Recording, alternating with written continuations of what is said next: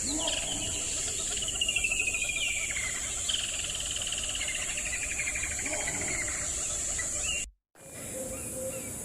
program features live coverage of an African safari and may include animal kills and carcasses. Viewer discretion is advised.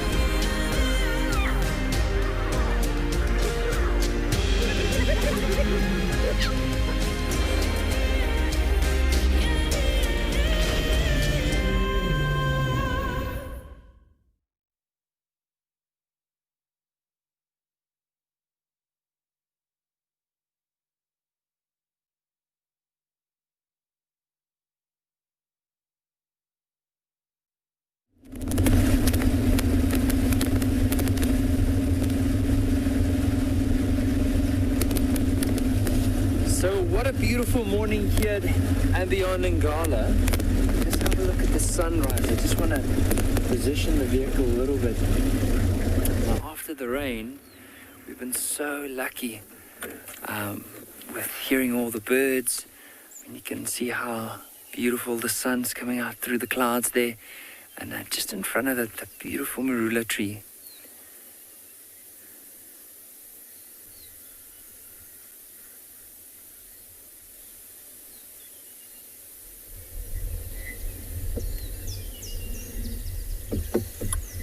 So I'm Nikki here at Beyond Ngala. I'm going to be your ranger for this morning, and on camera we have Owen.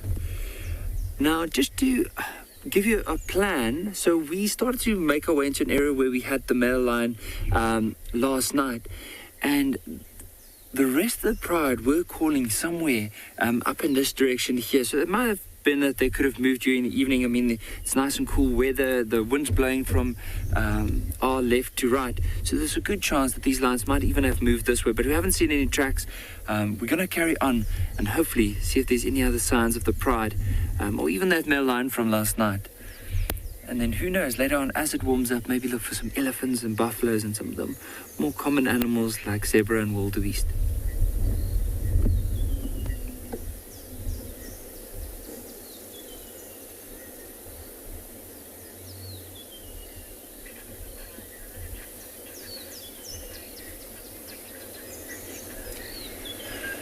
So we just want to let all our viewers know, like, because of the weather and because of where we are located in bush, we do experience some technical difficulties, but no, the staff is working really hard to try and see if they can work through all of that.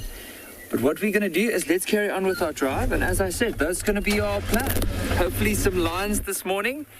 Now, because of the rain last night, every single track that we'll find now, if it's on top of the rain, we know it's going to be fresh. It would have been probably from early hours of this morning up to now. And the thing about lions is this is also the time that they tend to move.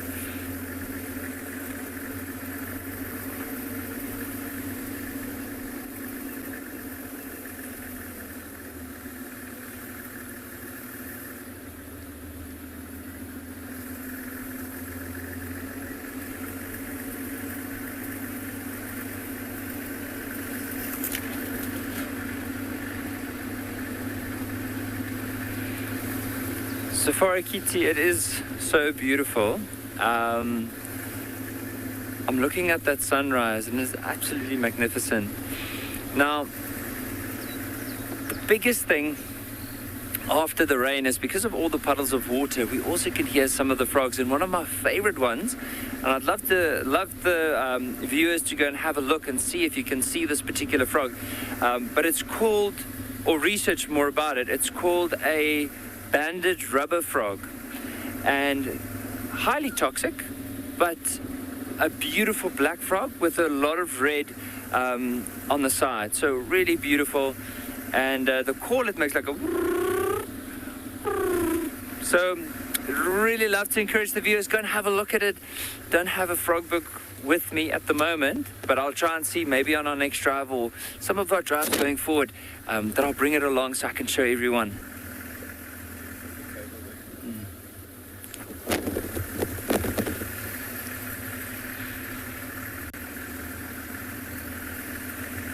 So I'm just carefully scanning. I don't want to be one of those that just because I'm looking backwards the whole time, I miss an opportunity to spot these lines. Now I'm trying to see if there's any tracks on the road, but at the same time I'm looking out for little bits of white, maybe on the belly of these lions, if they are lying down in the grass. It's nice and green at the moment, so they do stand out quite a bit, unless of course they've gone into a really dense area. There's also some wind blowing, and the chances are that if the wind's blowing quite hard, some of the animals might move into a bit of cover.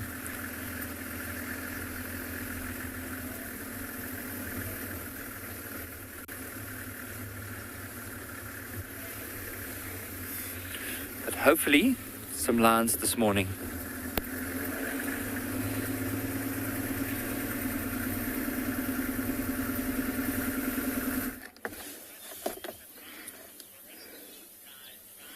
Good morning, everyone, and welcome to Djuma Private Game Reserve.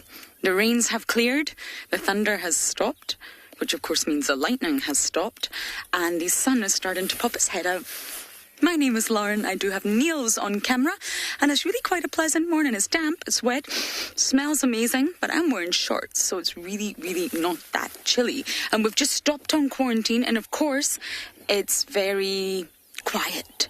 A lot of the animals that you normally find on quarantine have ran away into the thicket and disappeared. So I have lots of missions this morning, Niels. I think we should move. I want to head to the hyena den quickly, and then I will then try and check on Miss Klalamba. Klangula's on my list for today. I have never had the chance to meet him. I would absolutely love to meet that handsome male leopard. Move over Tingana. And some termites.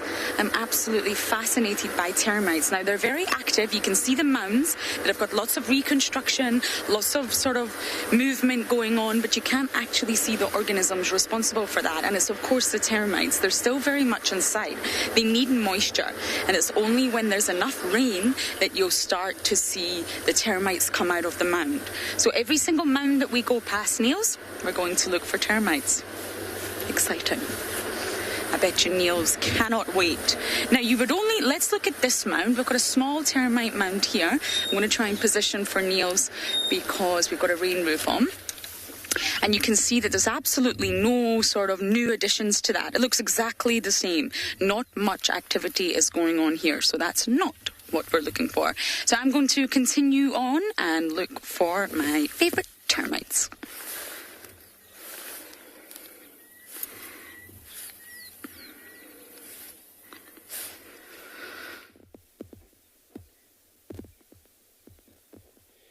Good morning, everybody. Welcome to Djuma Private Game Reserve, to your live safari from the African wilderness. Sitting here with such a beautiful wildebeest, busy taking their easy morning, feeding around. Seems to be all good for them, and I don't think there's any interruption. My name's Andrew. On camera I have Gert. So we came to this beautiful position of wildebeest just to begin our day, just to see how they react, whether there is anything behind them.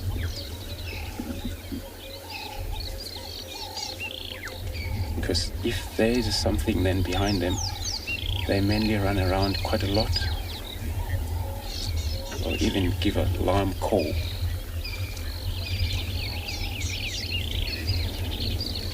It's only them around here. There's no impalas, which they usually sometimes hang around with impalas and the zebra.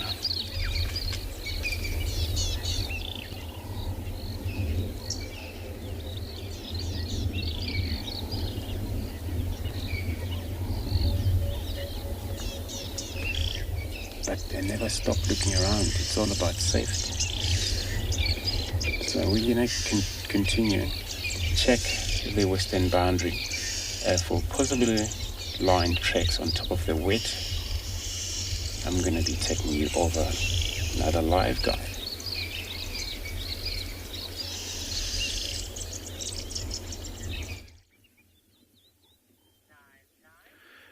Good morning, good morning. It is another stunning morning here in Tswalu, Kalahari. And we're looking at something that we don't get to see here so much. Some Birchall zebra. By the way, guys, good morning. My name is Moritz. Behind the camera, we've got David. And our plans for this morning is to, well, see what the bush has to offer, but also we are in the area where the lions like to operate. You know, with us having the storm the other day and not being able to have them on screen for so long, we're going to try and see if we can't get some good lion sightings this morning, possibly of those little cubs. I have still yet to see them, so I'm getting very jealous every time everyone else says they saw them. So we are going to go and look for those little guys. If there's a male that comes around, then that is always a good thing. But yeah, very, very nice to see these zebras. They're looking nice and clean after the rain. You can see some of them have rolled on the Kalahari sand a little bit after the rain, but most of them have that more white stripes at the moment. They were looking quite brown here at just before we had the rain, just because none of the dust is getting washed off. That one definitely rolled in the sand. Beautiful, beautiful though. So we've got two different species of zebra in Tswalu. We've got the Birchall zebra, which we also call the plains zebra. That's the one that you see most often. Not in Tswalu though. And then we have the Hartmann's mountain zebra. Very, very cool. Now the main differences between them, just to be able to identify, is they've got a slightly rounder ear, the mountain zebra now. And then the belly of the zebra is pure white. The stripes don't come down all the way to its, umbilical cord or belly button. So very white belly, very thin black stripes, and no shadow stripes. None of those shady stripes in between the big black stripes that you can see on the bum of that zebra over there. So very, a lot of detail when it comes to the Hartmann's mountain zebra. They're quite pretty animals, but we don't see them as much out in the plains like we're doing these guys right now. They typically operate on the mountains during the day, and then late afternoon, and when I say late afternoon, I'm talking about just at sunset on a warm day and just before sunrise. You'll find them just at the foothill of the mountain, but then during the night they spend most of their time grazing on the plains. So that's when we typically see them. If you're lucky and you see them against the rock face of the mountains or the slope of the mountains during the day, they are going to be relatively static, but still very cool to see them. I love those guys. The Birchall zebra as well, with us not seeing a lot of them around here, it is always a special sighting to have. And they are going to be very happy about the grass starting to grow. I can hear a red-crested koran also starting to vocalize now. There's a couple of eastern clapperlarks doing their thing around here. Quite cool, the sound that they make, that flapping of the wings against their chest cavity, and then that little whistle when they come down. Very, very cool. Quite a distinctive sound, especially early in the mornings here in Tswalu. There they go. Beautiful, beautiful. Yeah, guys, I think what we're going to do is we're going to keep going and see if we can't find some fresh lion tracks.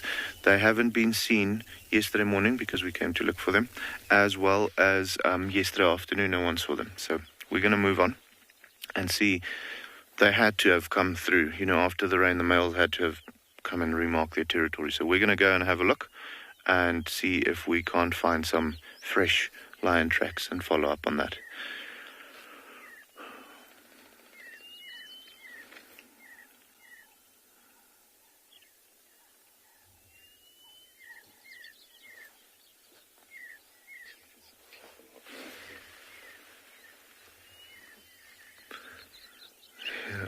This one looks like a fawn-colored lock. Yeah. Oh no, you're right. Look at that. That's pretty cool, eh? Are we off? Yeah. No, I didn't. As if, yeah, look at how cute that little bird is. That's the eastern clapperlark that I told you about. He's sitting on the treetop over there. And there he's doing his little thing. Very, very cool. There's another one going now. Look at also how beautiful you can see the sunrise, coming through on those mountains. Just stunning. Very, very cool. But yeah, I think let's start moving on and see if there's anything that the bush has to offer. If there's anything that we do find which is of interest, we'll obviously let you know. But I mean, if you guys are still following us, we're going to have a look and see. Sometimes these lions like to come through over this road. It's actually quite a good road for us to use to try and pick up on the lion tracks. So quite a popular road to come into their territory, just because they are moving over this road quite frequently. So we're gonna let you know if we do find something, okay?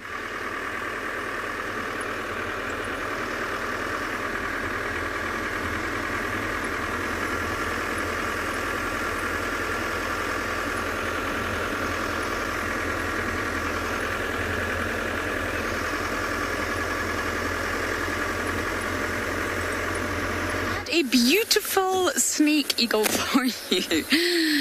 Sadly, it flew away. Yes, even the birds don't want to enjoy the wet morning. Now, hyena dens are not active, and luckily, because we have so many feeds across Africa now, you don't get to see the Djuma presenters get frustrated. Remember those days? You used to watch us go and lose our minds. It's very frustrating why the hyenas are not out. I visit morning and afternoon, at the start of drive and at the end of drive. So it's a different time and a different temperature, and I cannot seem to catch them. So I don't know what's going on with the Djuma clan. The adults are probably really busy stealing kills from all the wonderful predators we have around here, and I just cannot seem to catch the den active. But luckily you don't have to watch those frustrations anymore. So we have arrived to Treehouse Dam. Let's take a look and see if anything is going on at Treehouse. This is the dam that we have with this sort of cleanest source of water, believe it or not. And this winter, the water did not dry up.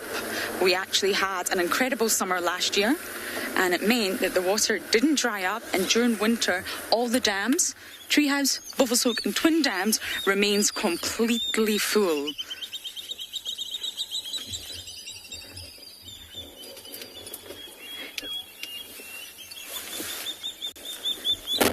Can you hear the lapwings getting very upset with me?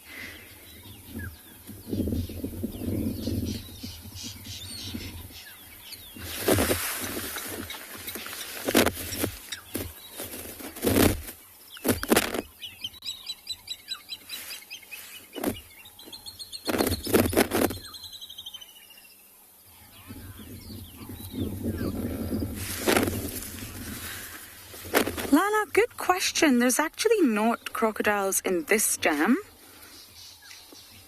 And I'm not sure if there ever has been. We have a lot of crocodiles, Nile crocodiles in Chitwa Dam, and I believe there was one once in Buffelshoek Dam and Gowrie Dam, but this particular one, no. Crocodiles can move. They've got the ability, they've got 4 legs and they've got sharp claws to give them traction on land and that powerful tail to help them swim. So they're adapted to both environments, but they're a reptile. So really, as with most reptiles, it's not so easy for them to move. They're ectothermic, as I always mention, and they're powered by the sun. Their energy source is sort of very different from ours. And reptiles generally don't move great distances. They're not known for migrating. Birds migrate, mammals migrate, fish migrate. With the exception of turtles, of course. Turtles are reptiles, but they live in the ocean. They're oceanic, and the sort of leatherback makes great migrations. Oh, I've got a thick knees here. And the turtles generally actually move great distances from their natal grounds, and they return to their natal grounds. So with the exception of turtles, generally speaking, reptiles don't migrate. They tend to estivate or brumate when it gets cold and stay in the same place. This poor thickney is getting chased. It's a water thickney. Long legs, supermodel legs.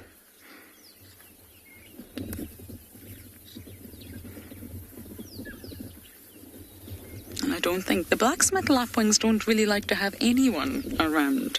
They get angry at the hippos, they get angry at the cars, they get angry at the elephants.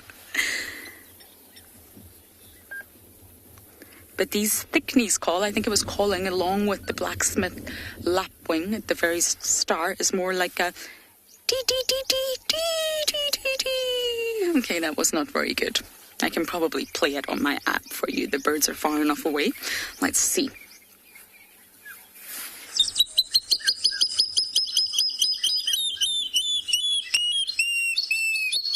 There we go. That's from my app.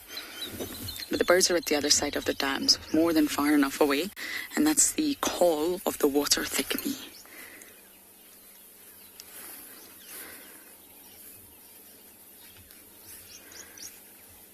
Now, they're also ground nesters. They nest in sort of shallow scrapes, normally on the sand rather than in the mud. And it's normally... Oh, what have you got? Have you got a millipede? Wow. This bird just got a millipede and it's stabbing it.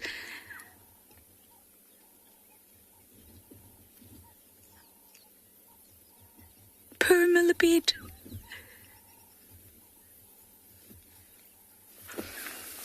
Live hunt happening right here.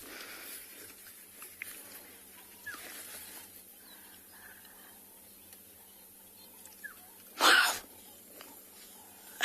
Now, millipedes, of course, have a really hard exoskeleton. This cannot be an easy snack, and it's curled up into a tight coil, which means the only part of the body that's exposed is the really hard exoskeleton, that shell, that calcareous shell. It's not going to be easy to get to the insides of this insect.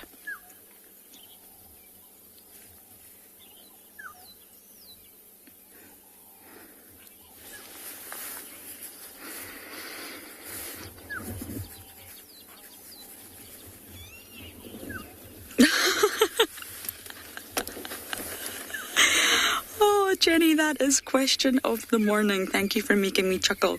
The naming of animals sometimes absolutely baffles me. I'd love to meet these humans that decided to name some species the way they have. But you're asking why are birds with such skinny legs called, well, thick knees? They're not really called thick legs, but I hear you.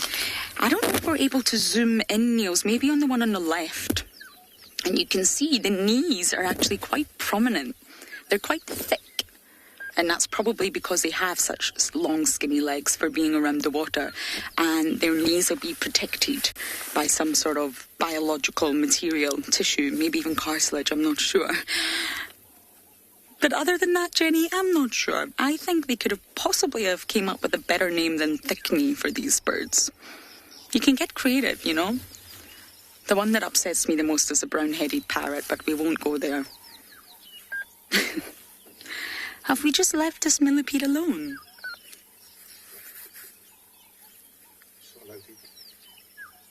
Yeah. I mean, they are specialised birds at hunting all sorts of organisms, from crustaceans like crabs, beetles, frogs, insects, mollusks, and even fish. So that's a huge range of organisms for the prey. So they will be very specialised in getting through those hard exoskeletons. Crustaceans have hard exoskeletons. Beetles, insects, any insects have an exoskeleton. So they must be very specialised at getting through that and getting to the soft, yummy tissue inside.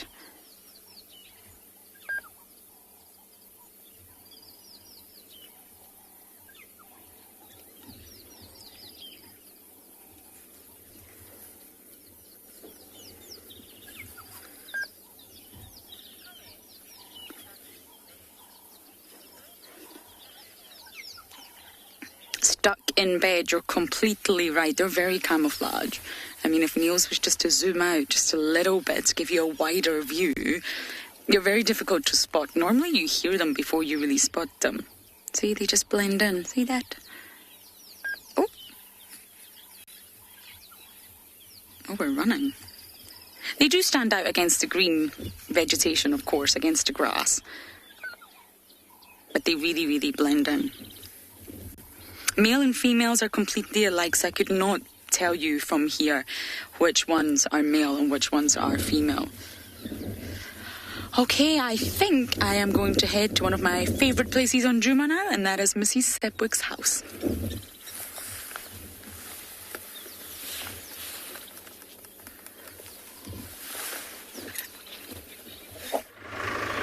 So, alrighty, guys, we are just at the moment, sometimes you have to stop and enjoy the little things in the bush.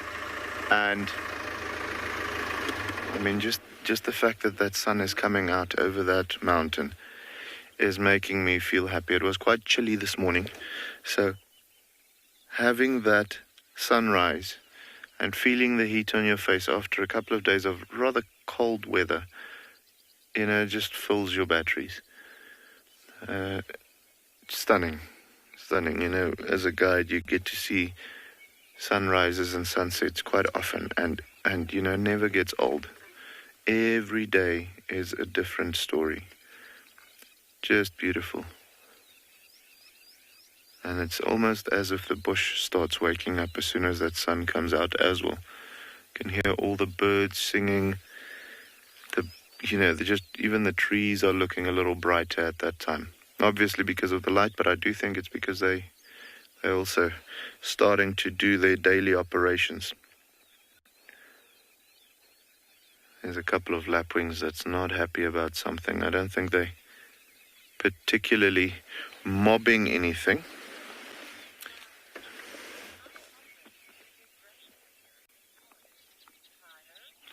We just had a question from Tyler. How often do we get rain weather in Tshwalu? Tyler, not so much. With us being a semi-arid area, we have about 250 millimeters of annual rainfall. Now, to give you an idea, not yesterday, the day before, we had about 25 to 30 mils. So that's more than 10% of our annual rainfall already.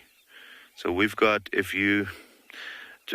we don't typically have storms which drops down and it buckets 100 mils. So we typically have 5 mils here, 10 mils there, things like that. So I'd say about 20 times, maybe over a season, where we have rainy weather. Sometimes it starts to drizzle, but it doesn't even fill up a millimeter. So it's not as much. We mostly have sunny, open sky days.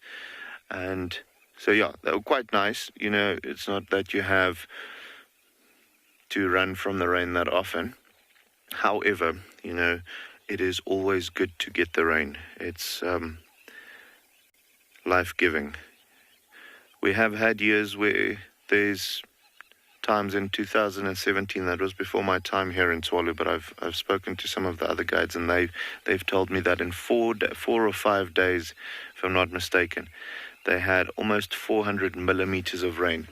So that's a freak storm coming through. It was so hectic. The roads were flooded. There was almost rivers forming on the road, so no one could go anywhere. They had to drive around the reserve to get to another gate to get in, and so on. So that's always special to see that as well.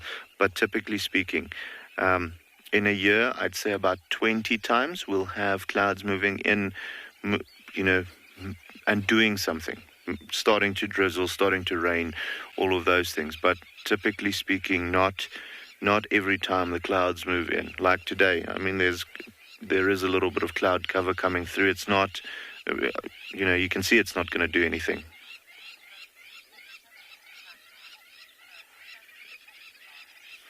Lauren just had a comment. Every African sunrise is so stunning. Lauren, you are absolutely right. It is incredible.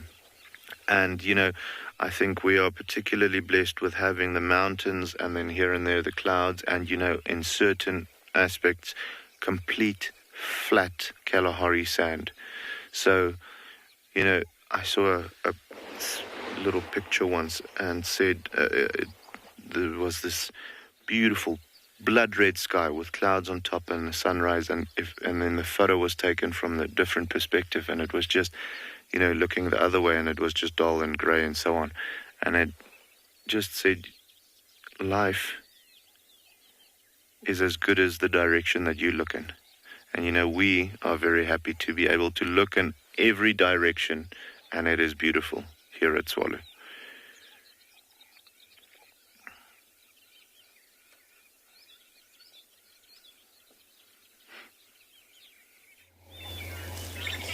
Beautiful, thanks Morris. So we now sitting here with such a beautiful antelope and impalas around in this area.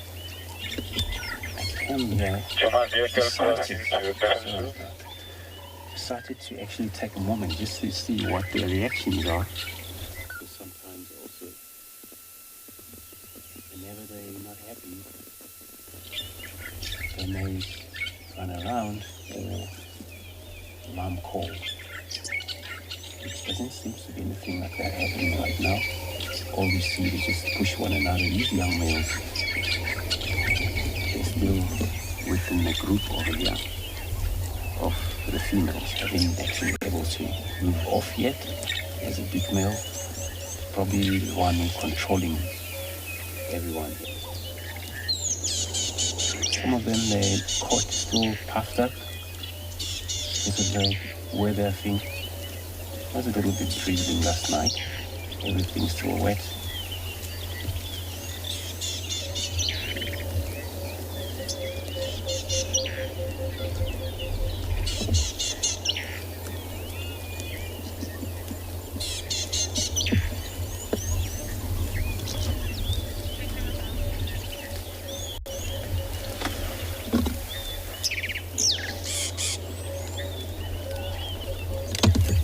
Beautiful sound of the bird in the background as well, as you're looking at these beautiful animals. Only thing beauty about them, there are always success animal in terms of healthy throughout the winter, summer. Weather's dried out here. They are mixed feeder. What you see they're feeding on is very blunt as a browsing, but sometimes they go feed grasses, eat grass.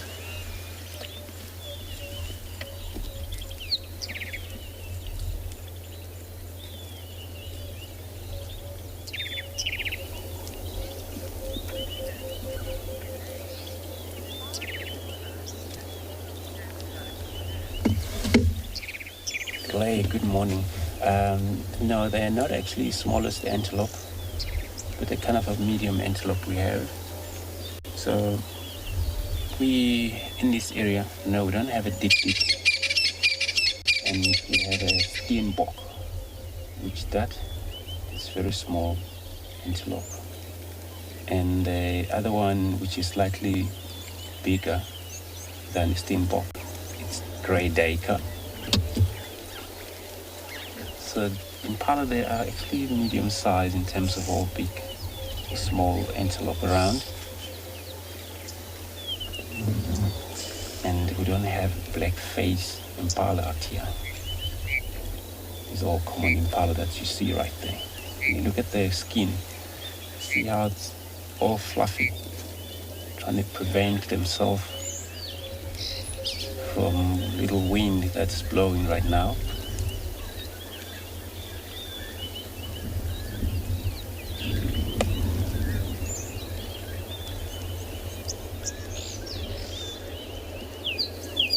Condition like this, cloudy, gives them a lot of energy to move around, able to get nutritious from grasses, wet grasses, which makes them not to go down to drink quite often. Although there would be a water everywhere in one of these puddle of water everywhere they go, they don't have to depend on one water hole all the time.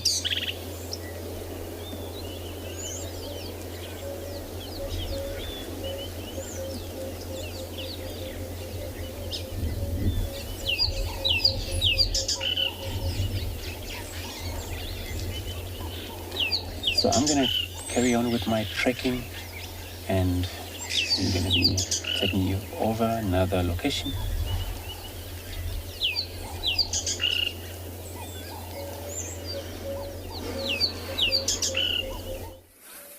Good morning, Mrs. Wig. I see little Wiggy there.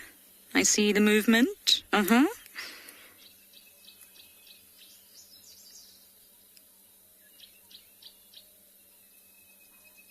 Lots of movement. Now, I know I'm guessing, but I think we're on day 6. And I've been telling everyone, there's a process of development. That's why I'm coming here every day. I'm trying to get the day-by-day developmental stage. And I have a lovely diagram here for you that I drew, so please don't judge me. I completely copied a book. I am taking no credit from this work whatsoever, but I don't own the book. It's by Alan Kemp and Simon Colburn, and it's called The Owls of Southern Africa. So I copied. No credit, but I can't show you it on my phone. So here, this is day 1, and this is where we're still at. So I'm going to try and hold it so it doesn't blow in the wind. And here, this is my beautiful drawing. Do not judge me. Of basically what we're looking at. A very underdeveloped altricial little chick that can barely move. And I'm going to read out the text. It was in the book. So maybe we can go a little bit closer, Niels. You can see at this stage, the somewhat reptilian, I'll come back to that, the reptilian word, little creature, eyes still closed, is a picture of helplessness. The first down is fine and short and lightly dense over most of the body. Now, the egg tooth, I'm going to point to the second diagram, is obvious. This is a tooth that it uses. It's normally temporary. Reptiles have them too, especially turtles, a very obvious one. And the main brain covering the ears, which you can't really see in my terrible diagram, is obvious. Now, locomotion is achieved by paddling with the rudimentary wings and pushing with the feet. So I think that's just what we witnessed here. And the bird cannot lift its head. Now, if we go back to this top diagram, you can see the head is really large and it's disproportionate. So they say that they don't have any control over their head at this stage. And when they try to lift it, it's completely wobbly. Now, in my app, it said the eyes open after 7 days. Okay, Niels? But in this book, it says day 4. So I think this is the sort of rough guidelines. Okay, Niels?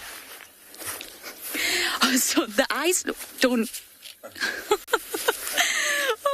the eyes don't immediately just come to day 7 and go ding. No, it's a very slow process. They're coated in very, very sticky substance, and anywhere between day 4 to 7, they're going to slowly start to ping open. So I've not managed to see the chick's eyes today, but we can sort of guess that it's at day 5. And I think when we start to see it, maybe, actually, I think it's day 6, maybe tomorrow or the next day, if we get any views of it, it's going to start to open its eyes. Now, a few of you are saying his eyes are open, his eyes are open. They're not. They're really not open. When they open, they will really be open. Now, I'm going to show you day by day. I'm going to draw these drawings from the book because I have no other way to show you. But don't judge my artistic work. And we're just going to go through the development. So after tomorrow, I'll have another diagram for you and we'll be able to see how this chick is doing. This is the most detailed description of a spotted eagle owl development that I have found. And the book is beautiful. I just don't own it, which is very sad. It belongs to a dear friend of mine. And when it says reptilian, that's interesting because the first group of reptile animals evolved around like 320 million years ago. And eventually, over the long period of evolution, the next 65 million years sort of introduced birds. Birds have evolved from reptiles. So they're not just closely related to dinosaurs.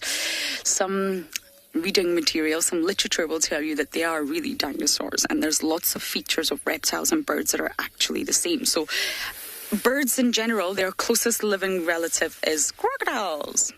So you wouldn't see it immediately, but they are actually very closely related in that long line of evolution. So that's when it says reptilian features. That's really what it's referring to.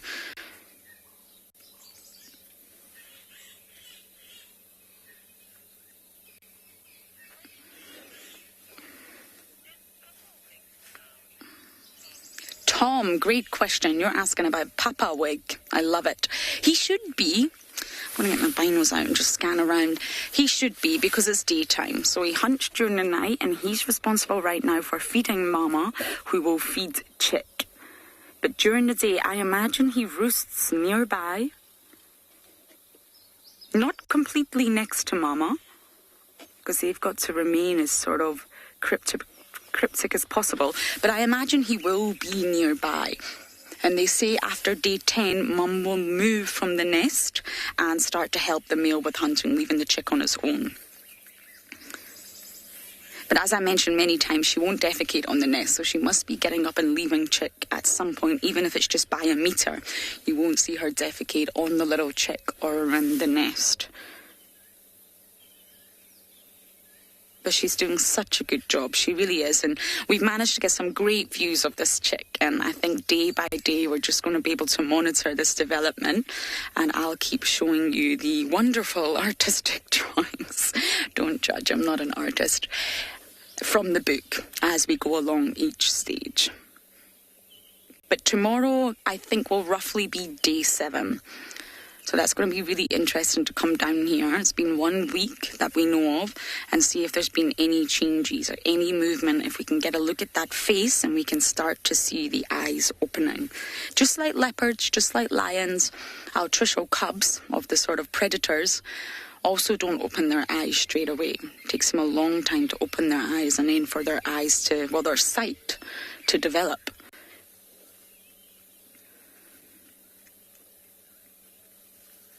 And the egg tooth is a feature that normally isn't permanent, it's temporary, and it's to get out of the egg. Because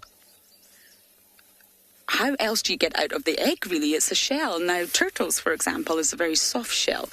And it's soft to us, it's leathery to touch, but that doesn't mean an altricial chick is going to be able to get out. So that's why they tear it with this egg tooth. And normally it either falls off or drops off. It's a temporary thing in most reptiles. I walk in the rain. You're saying it looks like it's standing. I doubt it, but possibly. I really can't see how you see that. I just see a movement of a wing. The rudimentary wings. And they're using their wings and maybe moving their feet a little bit. That's how locomotion is achieved at this stage, according to the book. So possibly, I really have not got the best views to be able to say. But it's definitely starting to move a lot more. We're almost a week in, I think. And a week's a long time for development of a bird, but it's got a long way to go.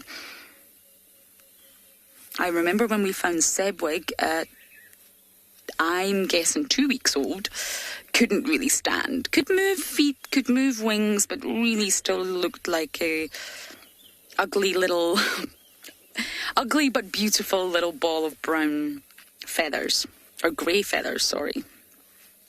And many of you are asking about the name. Oh, I know. I'm really torn. I think it needs to have wig attached to it.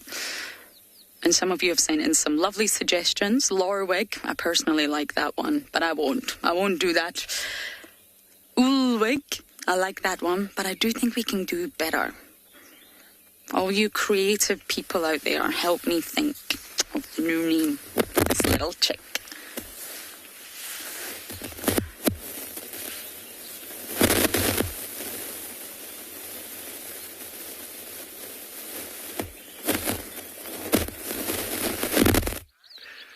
Alrighty guys, we found them. It's not the baby ones. It's those ones that are probably about 5.5 months old now. But cubs are cubs, and they are adorable. You can see those bellies are very, very round. So I'm pretty sure they finished a kill during the night. Just after we were looking at the sunset, we actually picked up on their tracks and came up the road, and they went off the road for a little bit, and then David actually spotted something walking way in the distance on the road, so drove there, and we came across these guys. So very happy to see that all 3 of them are doing super well, and that mom's also still looking good. You know, when you look at the cubs, you don't always just look at the cubs, you look at the condition of the mother as well. if her condition is good, you know she's not struggling to raise them, especially when they're looking like that. These three little mouths are going to start feeding more and more as the days go on. So for her to still be in a good condition right now is a very good sign that she's going to be able to provide for them way past when they are eating more and more every day. Obviously, she's got the help of the pride as well. You know, the fact that she's now by herself possibly means that she's going back to the female with that little cubs to see if they don't stash. You know, sometimes they stash their cubs away together. But very good possibility that is the case. But so we found their tracks initially now this morning, along with 3 other lions. Julia, you are absolutely right. I'm actually going to start moving towards them again. You are absolutely right. They are adorable. You know, every time I see them, I have to pinch myself not to steal one. As long as Mom's with, I won't be able to. And but yeah, they are the cutest little things. They are absolutely stunning. And it's, you know, the epic thing about it is to be able to see these animals grow from little fluff balls like this into the lions that they're going to be one day. And if unfortunately one doesn't make it, you know, we feel it almost more than they do. It's always sad. So yeah, guys, we're going to stick with them for a little while, see where they're heading and what they're going to do. And for the meantime, we're going to send you off somewhere else to go and have a look at something else interesting, okay?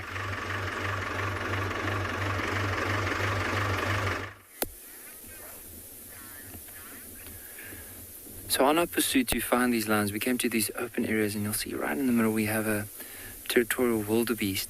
And when I say that is often with wildebeest, especially with the blue wildebeest, you find that you get these single males that will be by themselves.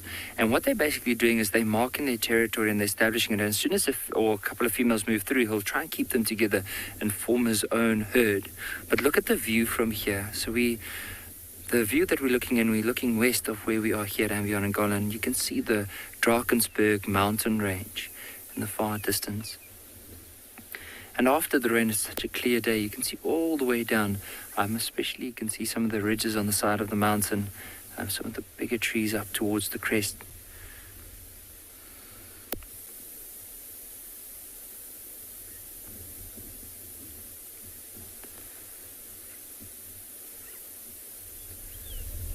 Now, we haven't found any more tracks of these lions, but hopefully what we're going to do is we are heading in the directions of those mountains, and that's where we are searching off, just to give all our viewers an idea. But just going back to this wildebeest, look at how he's turning around. Probably something caught his attention, and he looked off to the left.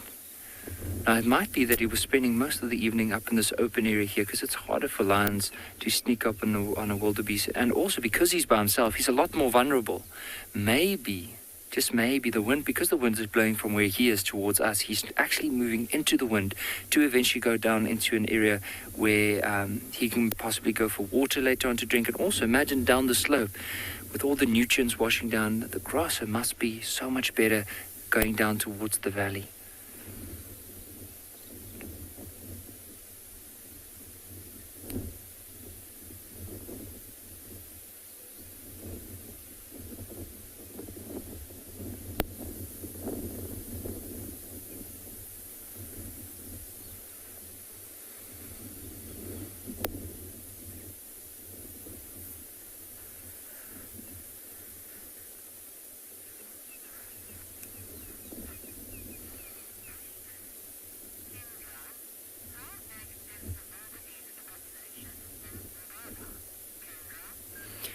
Kendra, to be completely honest, I'm not too sure how big the population would be, because I'm in the area, they can move within the greater area, so there's no fences up on where we are, so they can just move freely. And because of that, there's no certain fixed number. But I do need to say that the abundance of seeing them on a game drive is quite, it's not rare. You do see them almost every day. And you can find quite big herds of them.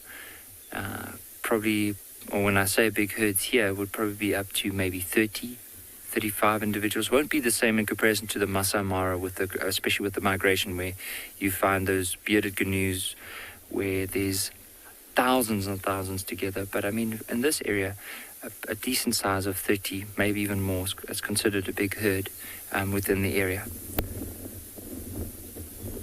But most of the time when you're driving, you might just find these lone territorial bulls in these open areas. So yeah, he's just turning around.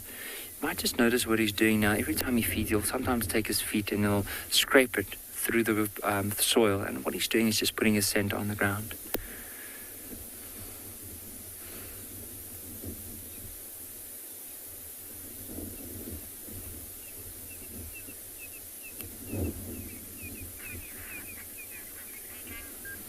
But I'm just going to sit here and just enjoy this beautiful view for 1 more or 2 more minutes and then carry on with our lion search.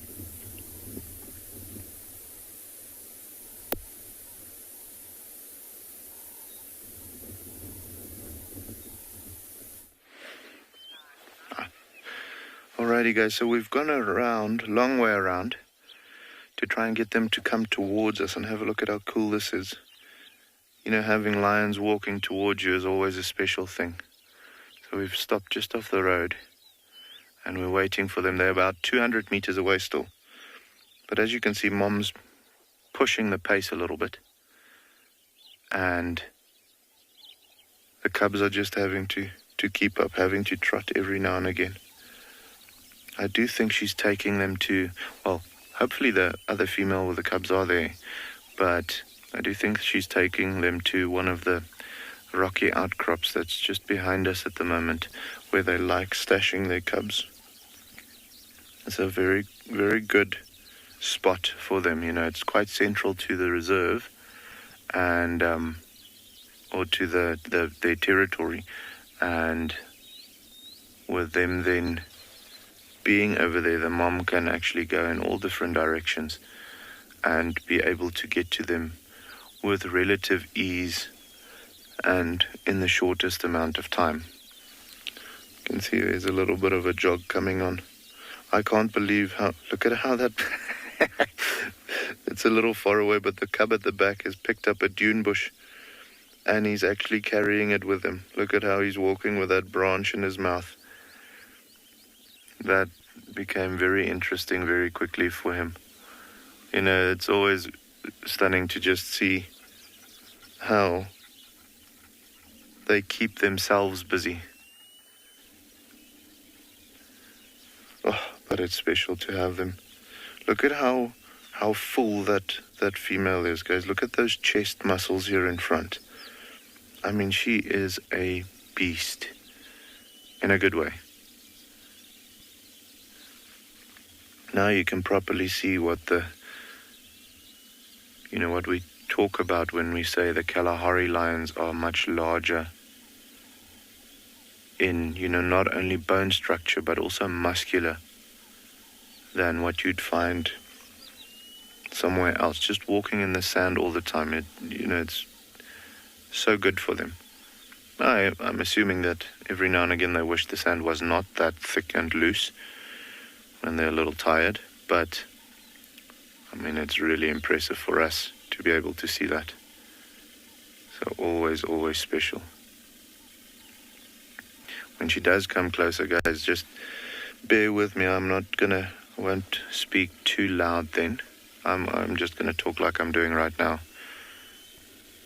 But just trying to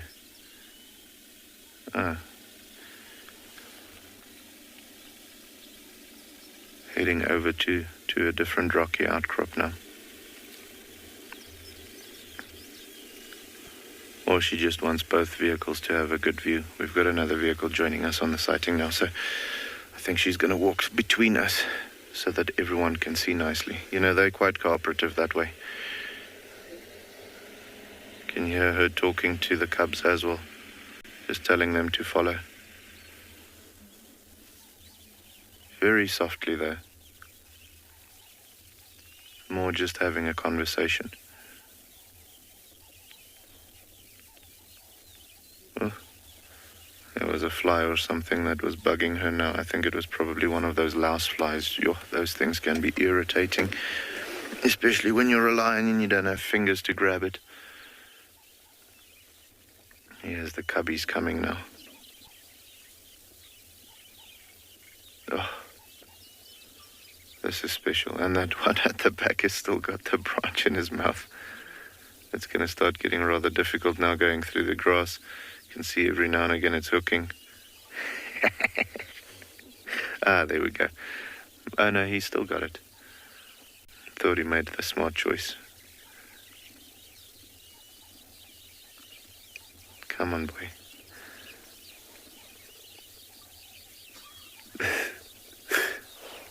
Oh, guys, this is so cool.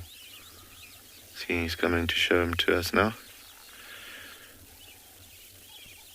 There, he dropped it now. Now that he's realized he's fallen a bit behind Mom.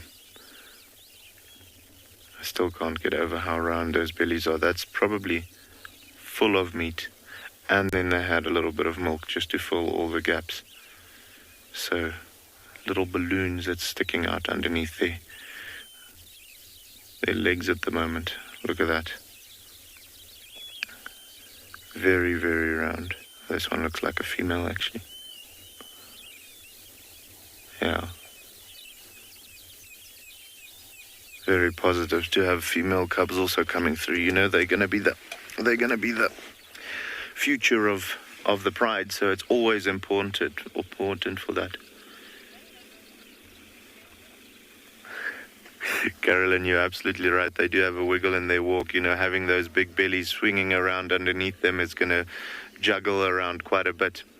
So yeah, absolute big wiggle in their walk. You can see the mom is actually walking a little bit more steadily. But with them having those big bellies, it's always difficult for them to, you know, keep their balance as it swings around. But yeah, guys, we're going to quickly turn around and try and follow them a little bit more. But like I was saying, with the cubs coming in, it's always positive to have female cubs, you know. I mean, everyone wants to see a male lion because they're big and they're impressive and they've got that beautiful mane. But the females are what is the future of the pride, so that's very important for us to have that. So yeah, we're going to reposition quickly, and then when we've got a good spot, we'll come and show you guys these little cuties again.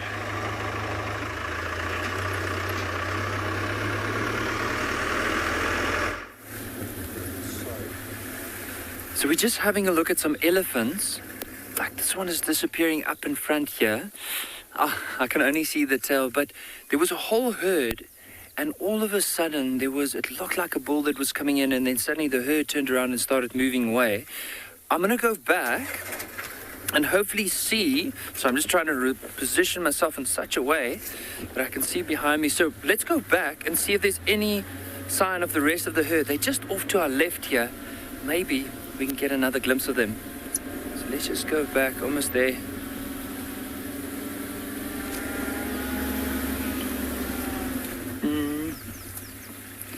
Unfortunately, we're going to try and see if we can get another gap, hopefully of these elephants.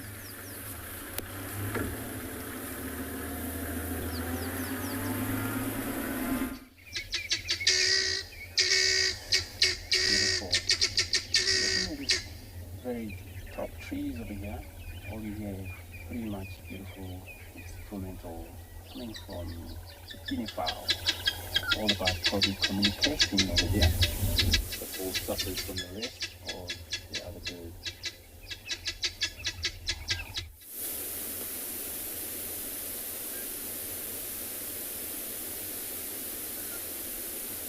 What we've got is on where it's looking.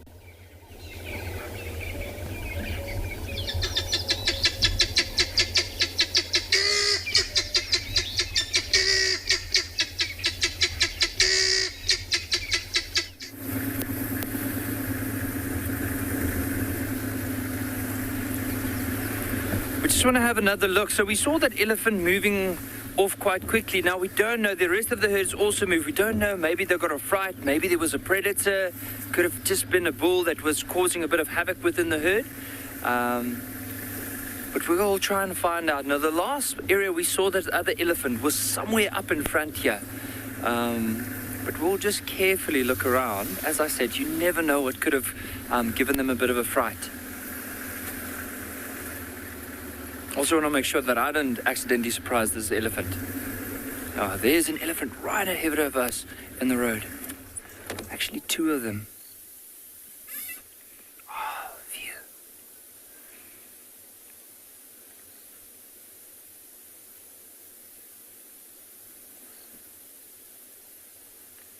How incredible. It must have been that either the one herd got a spook and then spooked the rest of the other herd. And it might be that the herd is just split up for the moment, but we'll eventually join up because we're not too far from where we saw the others. Let's maybe slowly creep forward and see if there's another gap that we can see these elephants. There are some tracks on the road. I just want to have a look and see what tracks these are. Just looks like the way the elephants were moving.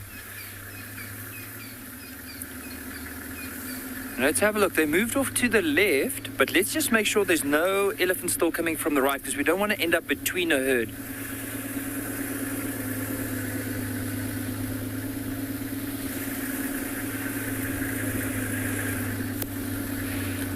I just want to show all the viewers how incredible this is. I mean, we all know elephants, how big they are, and they can weigh a couple of tons. Look how quickly they disappeared. So you can scan anywhere in this bush, you won't be able to see them. You can only hear in the distance how they are moving and some of the branches scraping against their backs, possibly how they're pushing over some of the smaller trees. But they've completely vanished.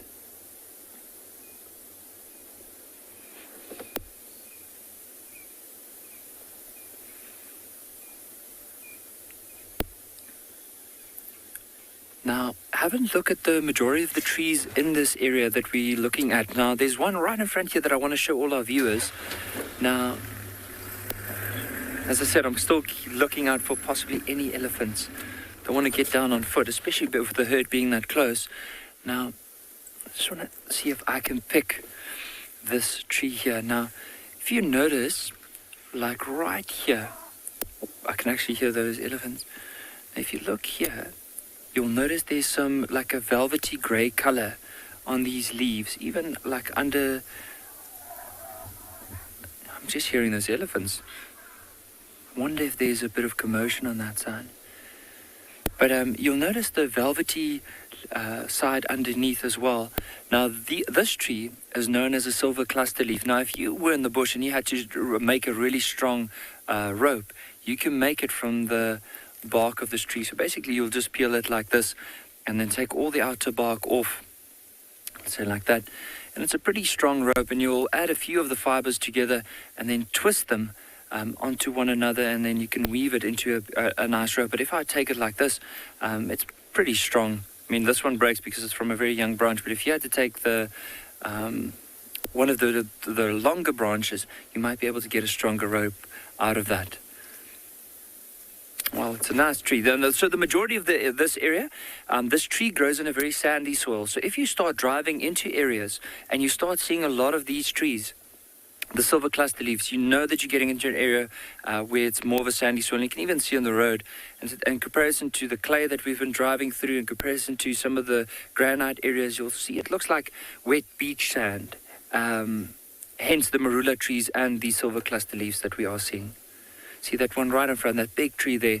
Notice that if you look at the bark, it looks like the bark has these little round flakes that comes off, and very characteristic of a marula tree.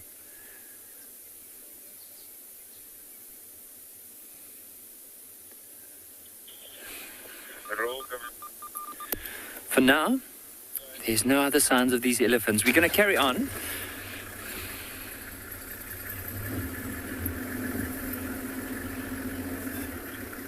Then I'm sure elephants do know that. I mean, and it probably would all have to do with the smell as well. But there are very few trees that elephants do not eat, if any. I'm just trying to think. Some of the thorn trees, they actually used to use their trunk, wrap it around and pull it, break the thorns in a certain direction. They break it off and then feed off of it. Even some of the ones that are toxic to us, if we had to eat it, elephants are capable of feeding off of it. And apparently, according to some people, it actually helps for all the internal parasites, to help kill those internal parasites. So I'm not too sure if there would be any tree that they don't eat, particularly in this area. But it all has to do with smell. So let's say if there was a tree with a very strong toxin, they'll be able to pick it up from the smell. No, listen, it's too strong, but they're not going to eat it. Looks like there are some horns in the road. They weren't here earlier on, because I'm sure one of the rangers would have probably moved it. But I just want to quickly go and put a little investigation to see what horns these might be.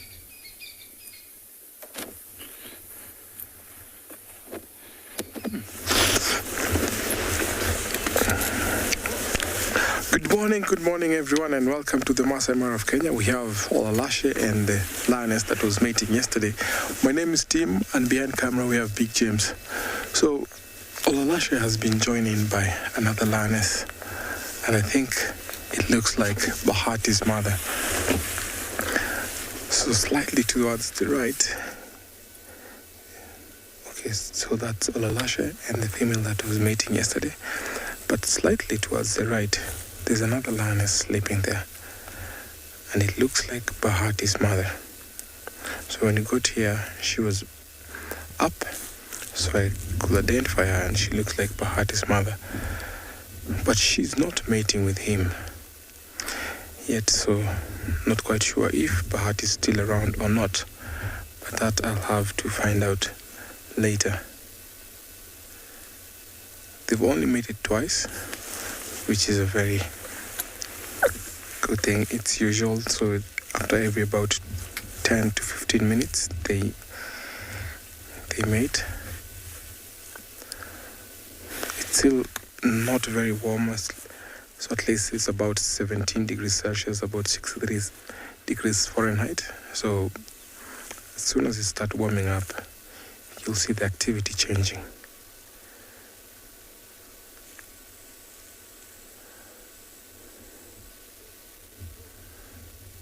So we got here yesterday during the rains, and they were out here in the open. And I tell you, these lions were so disturbed because there's a very big buffalo herd, and it seems like they wanted to come their way. Luckily, because of the rain, it changed the wind direction, and the buffaloes moved to a separate area. Because with that kind of herd, I think it would have been stressful for these two. Because buffaloes are super tough, brave. Whenever they see lions, they can always force them out and at least charge. And that's evident where sometimes lion cubs fall victim to buffaloes sometimes. And you find that the first litter, about every 40% of the lion cub population don't make it to adulthood, such as because of buffaloes, hyenas, and other lions.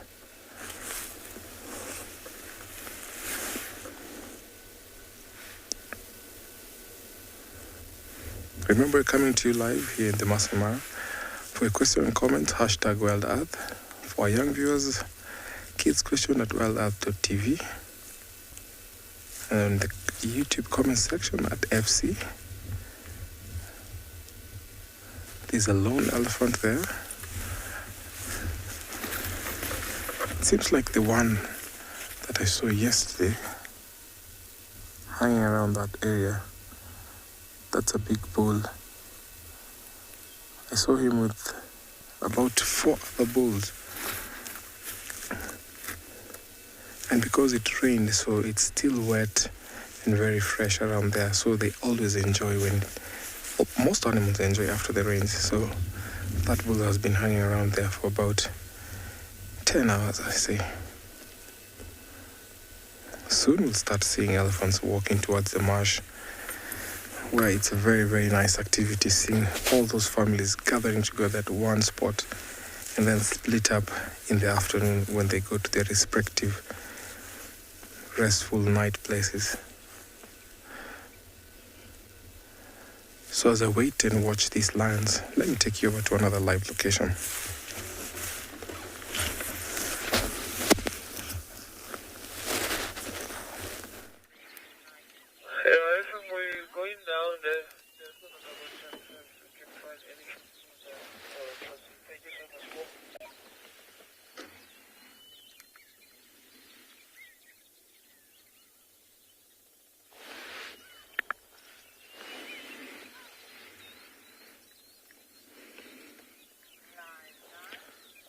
Alrighty guys, so they've changed direction. They heard another lion calling. They've changed direction slightly, I think, because as we went around the kopje to the rocky outcrop to see where they were going, they actually changed, and as we turned around, we saw there was a track for a single female lion moving in the same direction that they are going in right now. And as we're sitting here, I'm hearing baboons calling at probably this female's favorite spot. So it would be great to see if they don't go there, because they're heading straight in that direction, and possibly meet up with this other female, and hopefully the cubs, the small cubs, are there. You can see her looking around. She's listening not only for the other lion. Oh, look at how cute that is. That is epic.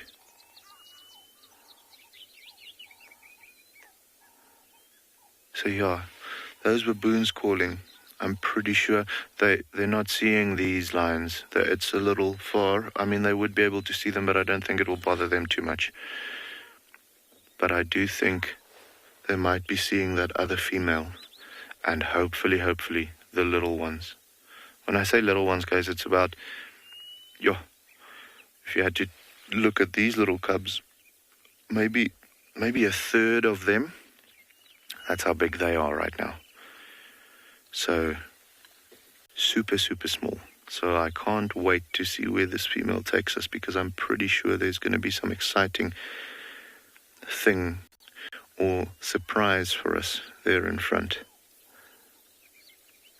Oh, this is beautiful. This is so special.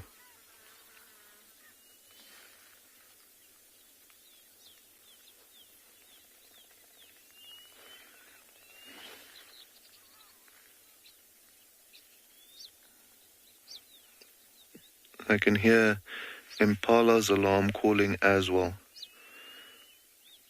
And they are definitely not seeing the lions our lions at the moment. So I am very sure that other lion is there somewhere. So I'm gonna turn around quickly and start following where these sounds are coming from. Luckily, our lions are going in the same direction, so that makes life a little easier.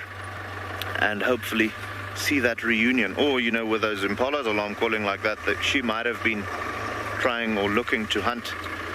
So let's just see what's going on here. Let's just see. Oh, I love mornings like these. Beautiful sunrise, and then lions. And then while you're looking at the one lion, there's a possibility of the other one arriving on the scene as well. So this is just stunning to be out here this morning. And initially our plans was something else. And that little voice in the back of your head that just says go for this morning. I think David made the right call. So let's see what's happening over here.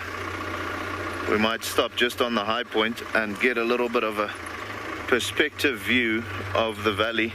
The lions are still heading towards us on this side, but just to see what's going on here, it does sound like the calls are coming more from over there, somewhere there.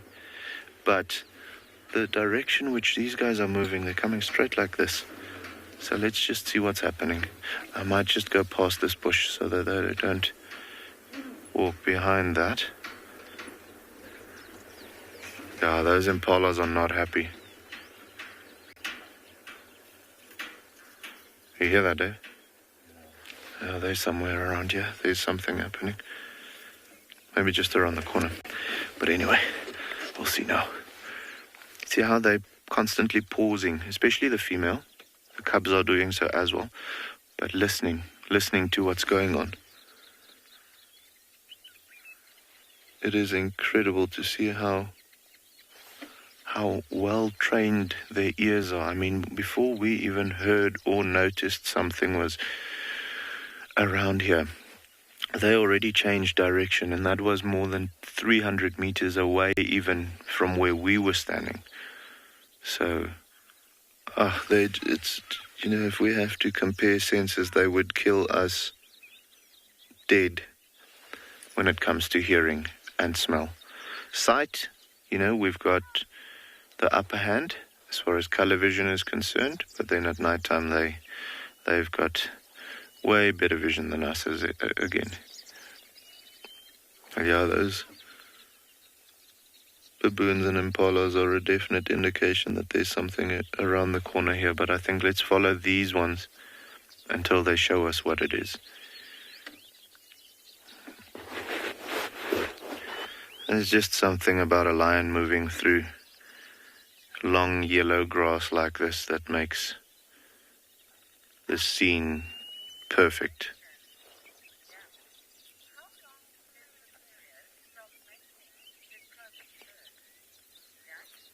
So Jack just had a question. How long is the period from mating until the cub's birth, Jack? So their gestation period is about 110 days. So just over 3.5 months, 3 months and 20 days almost. So there you can hear her calling again. Yeah, she's definitely looking for that female. Very short gestation period and very underdeveloped cubs at birth.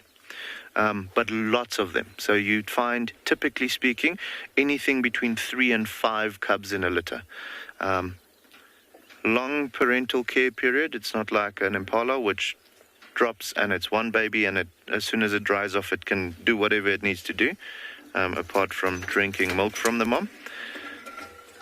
With the cats, they've got a slightly longer gestation period, a shorter gestation period, but with a very underdeveloped baby. So there's a long parental care. That's why you'd find that the little one stays with the female for up to generally around 18 months to 2 years, depending on the female. You know, sometimes she keeps them with her for longer, sometimes not. You'd find certain females kicking out the cubs at 15 months. I've seen that with leopard quite often.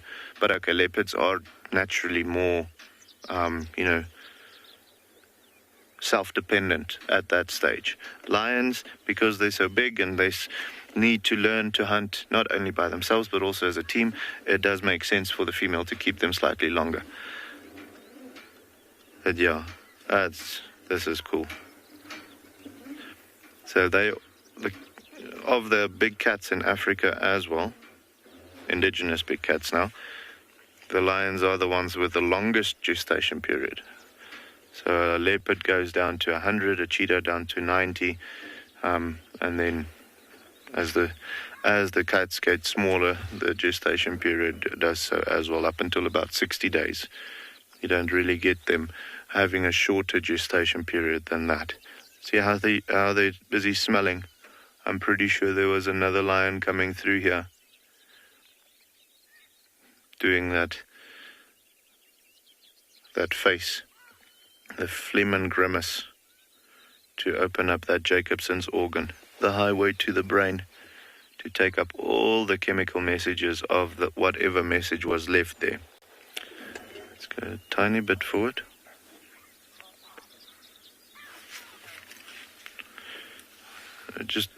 Tony's asking if they're going for a drink after eating. Tony just had a question. Are they going for a drink after eating so much? Tony, typically, yes, you'll find them doing that. However, now it would seem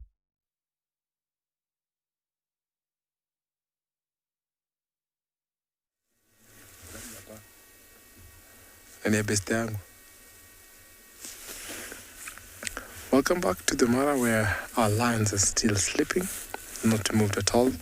So we think that they're enjoying that warmth there. It's starting to warm up a little bit, and it's good temperature, good weather for these lands. It rained yesterday, so you find that at this time of the day, you find most cats will be walking out in the open.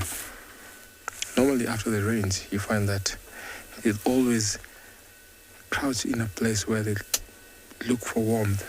But after the sun comes out, they all come into the open. So we're expecting to see more lions out in the open.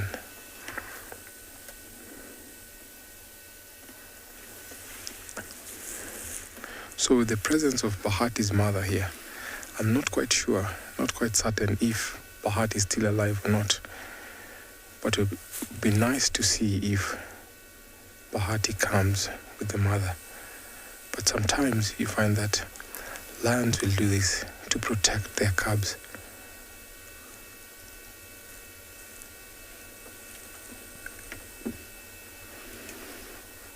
She's fast asleep. It was a very cold night for her.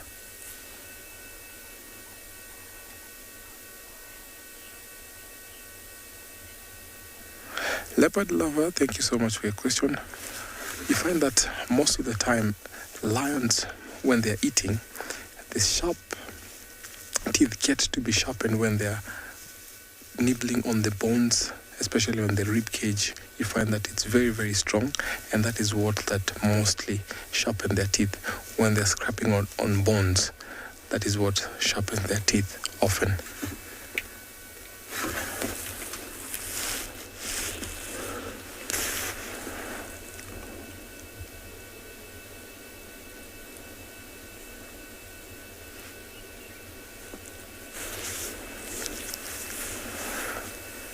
As we were waiting here, we heard a roar coming from the west, and it seems like there's other male lions patrolling.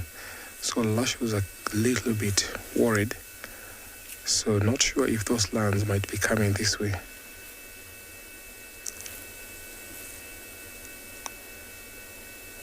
So as I wait to find out what's happening with Bahati's mother, let me take you over to another live location.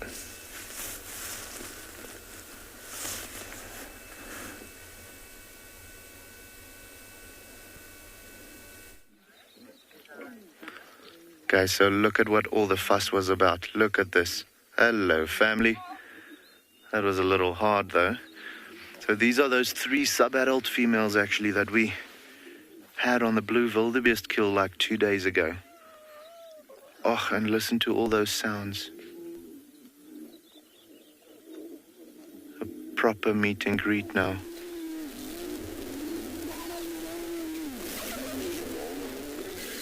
This is epic, epic, epic, guys. Look at this. Oh, this is stunning. Ugh. Always one. So, okay, we had a question a couple of days ago. Are these females going to... Are they going to join back into the pride? I think we just have our answer. They've always been part of the pride. Oh, shame. This is special. This is so cool. Oh. Yeah, guys. And I mean, this is happening not even 10 meters away from us. So it would have been great if you guys were sitting in the vehicle here with me. The only thing that's better at the moment is I'm pretty sure you're sitting on your couch with a cup of coffee and seeing this as well, which is kind of unfair. Let's see, lots of saying hello and rubbing, and you know, that's a typical thing about the lions.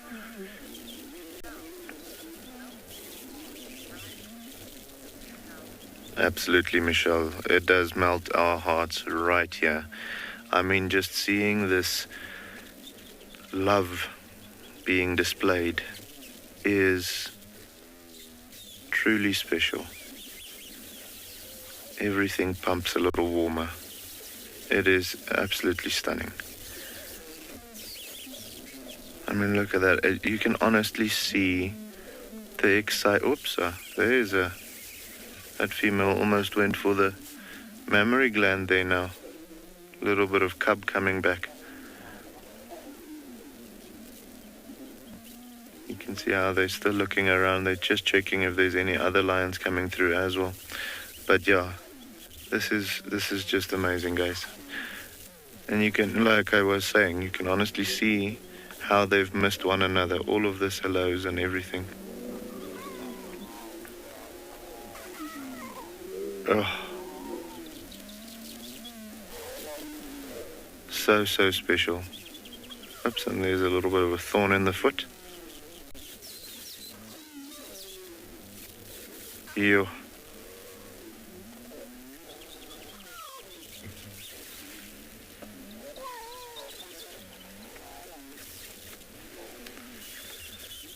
Those sounds are just the best.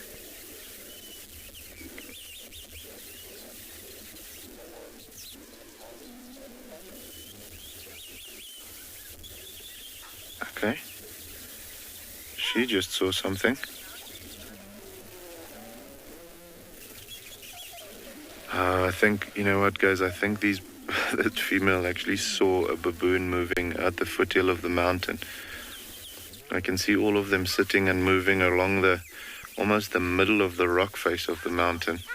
I can hear them calling now again, just telling the lions they know they're here. Got their own little pavilion of, supporters almost. And there's one little very concerned about what these lions are about to do.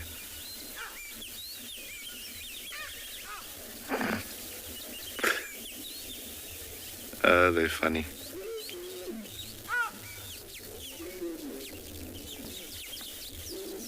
See this one little cub, I think he was lying just funny on his bum now, so the muscles might have gone to sleep. But he's got a little bit of she's got a little bit of a limp. But you'll see Aka there, yeah, you see, as he's walking, it's getting better and better, so I think it was just lying on it in a funny way.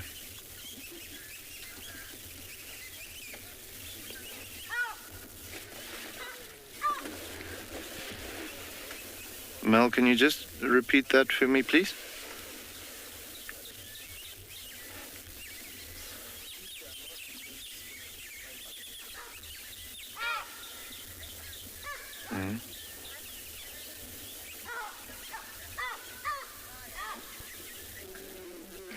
So Leopard Lover just had a question. Have we ever seen such affection between lions?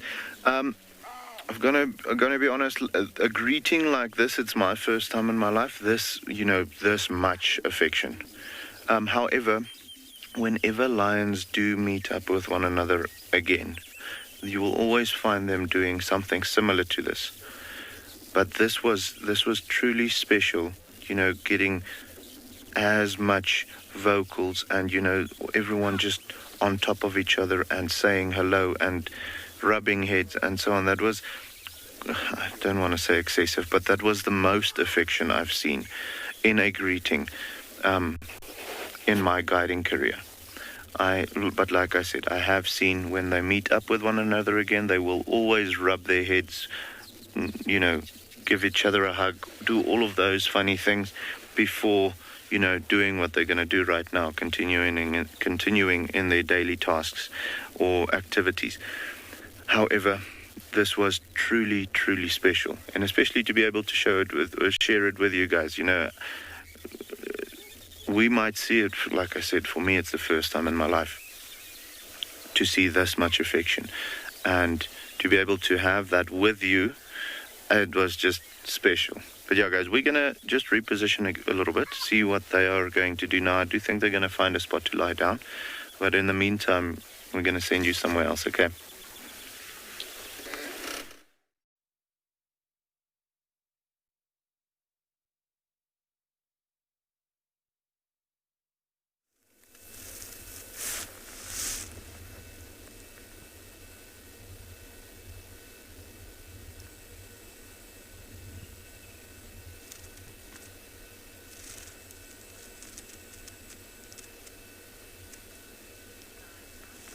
So welcome back to the Mara, where our lions are still sleeping. So we're going to just watch them, because it's a very nice environment here, as we listen to the birds just for a moment and take that moment in.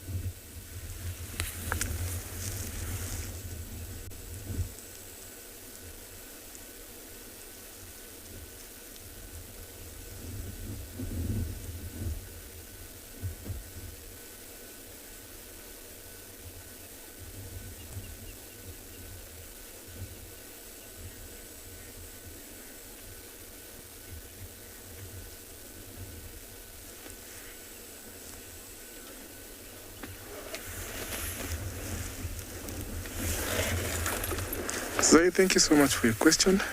The lions in the Mara are one of the biggest lions that we have in this ecosystem, including Serengeti, because of the gene pool that we have here. And that is generally because of what they eat, the prey that they always get. So that is also what has made these lions be bigger in East Africa. So we have lots of prey. We have zebra, we have wildebeest.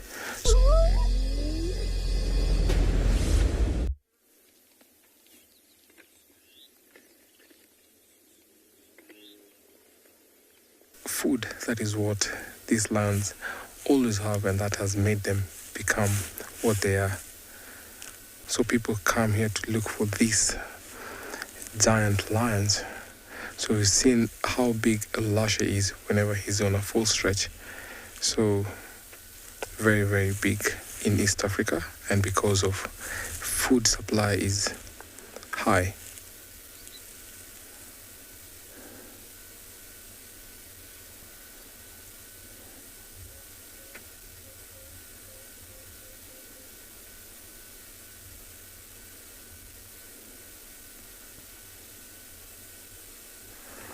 These lions also have very big mane, and they're known to be lions who have the big dark mane.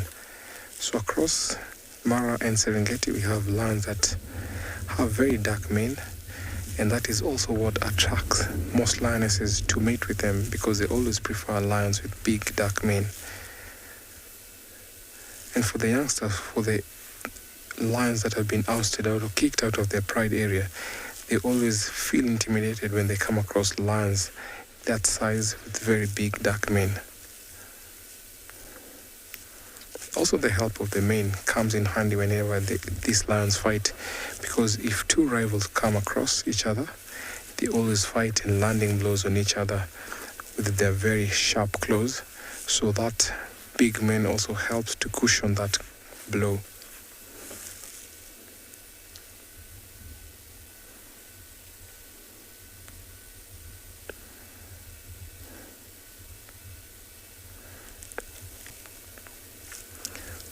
I'm still going to wait here for a little more as I take you over to another live location.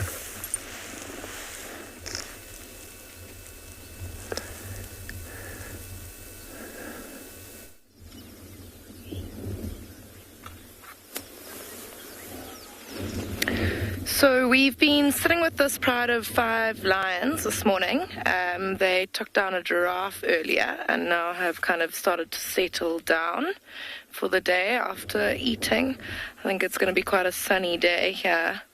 Welcome to And Beyond Panda. I'm Kim, and behind camera we have got Craig. So yeah, we've been sitting here with these lions, and we've noticed that the one has got quite a horrific cut down her face. Shame, and it's quite deep. It looks like maybe a claw mark, like a claw got stuck in there and tore down, possibly from the males that is dominant over this pride, or maybe from one of the other lionesses. But the three younger ones on the left-hand side are the three subadult males that we were actually with yesterday.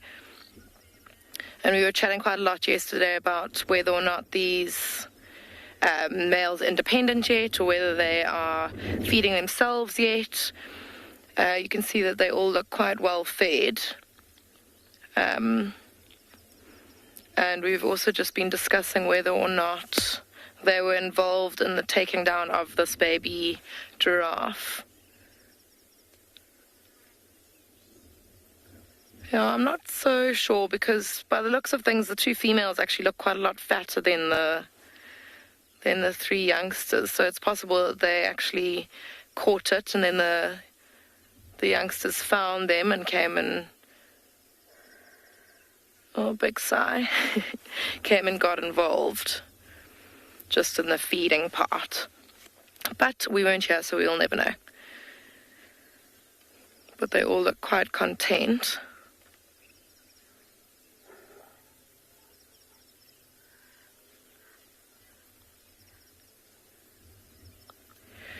Bridget, this is one of 3 lion prides on Phinda. We've got this pride, which is called the Bayala Pride, and then we've got Mountain Pride, which is a pride which is up over the mountains. And then we've got North Pride, which is far up in the north of the reserve. So the ones that we mainly see, especially for Wild Earth, are Mountain Pride and Bayala Pride. The rest are up in an area that we can't get to with the camera equipment.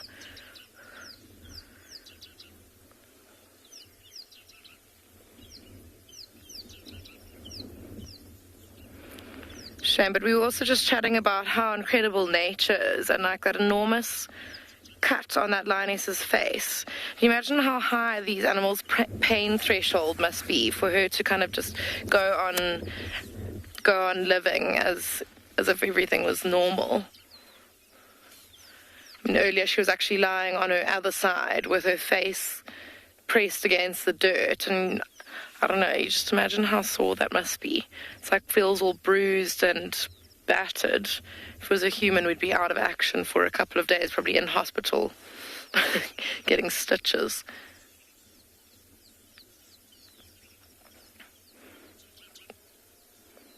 Yeah, and I think yesterday I was also asked what one of the coolest things about lions is. And, I mean, this is also quite cool. They're just so tough. They can be injured, but they still, they have to survive, and they're not going to get brought dinner to their sick bed. They've just got to make do and carry on going. And that's also pretty epic. But I suppose that's pretty epic for most animals, not just lions. You see sometimes like zebras or any animal really with like these ridiculous injuries, and they're just going on as if everything's fine.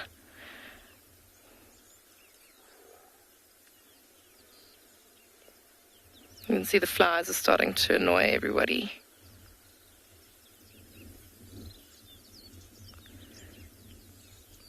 I'm sure as it heats up, those flies will start to get involved in that wound, which will be quite frustrating for that lioness.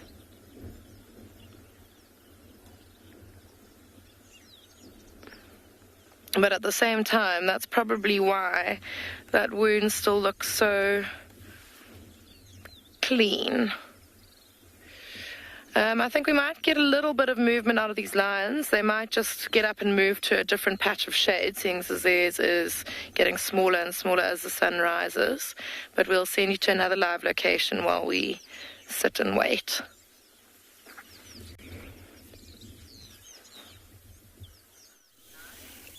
So guys, talking about an irritation, look at this audience that the lions have. So they've come and laid down now at the foot of this mountain, and the baboons have followed them, actually playing a little game. The youngsters are playing a little game of dare to see who's the bravest, who can get the closest to the lions. And every time one edges a little closer, he gives a yelp and then runs away back to the to the safety of the rocks. So quite cool. But there you can see the lions now, both the cubs and the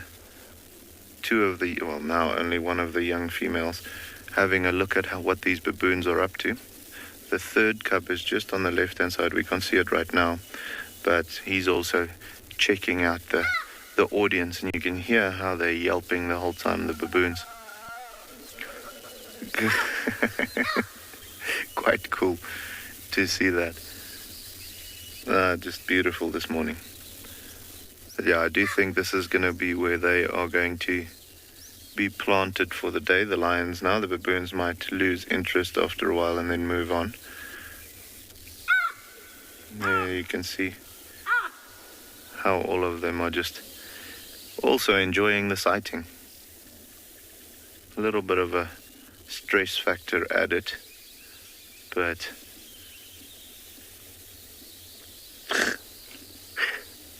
they're very intrigued about what these lions are up to.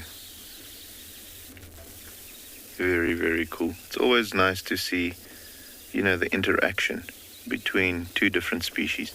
Seeing lions by themselves is great. Seeing that meet and greet that we had earlier is even better. But having these baboons with the lions and hearing them call and seeing how they're trying to edge closer and just watching what the lions are doing, that's what makes this truly spectacular. Oops, there's another one coming up.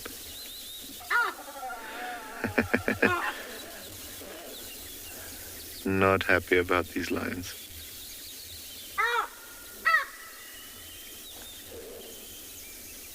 There you can see they're starting to relax now. There's some that's still a little paranoid, but most of the larger individuals, the older ones, they know that these lions are not a threat to them and that they can, continue with their daily activities. Liv just had a comment, it's always so amazing to watch baboons, and Liv, you're absolutely right. It's like an elephant sighting. There's always something happening. Never a dull moment. Either the babies are being up to, or the young ones are being up to no good, or the adults are busy foraging. Also, it's incredible to see how they operate. Look at that one. I mean, it's something that we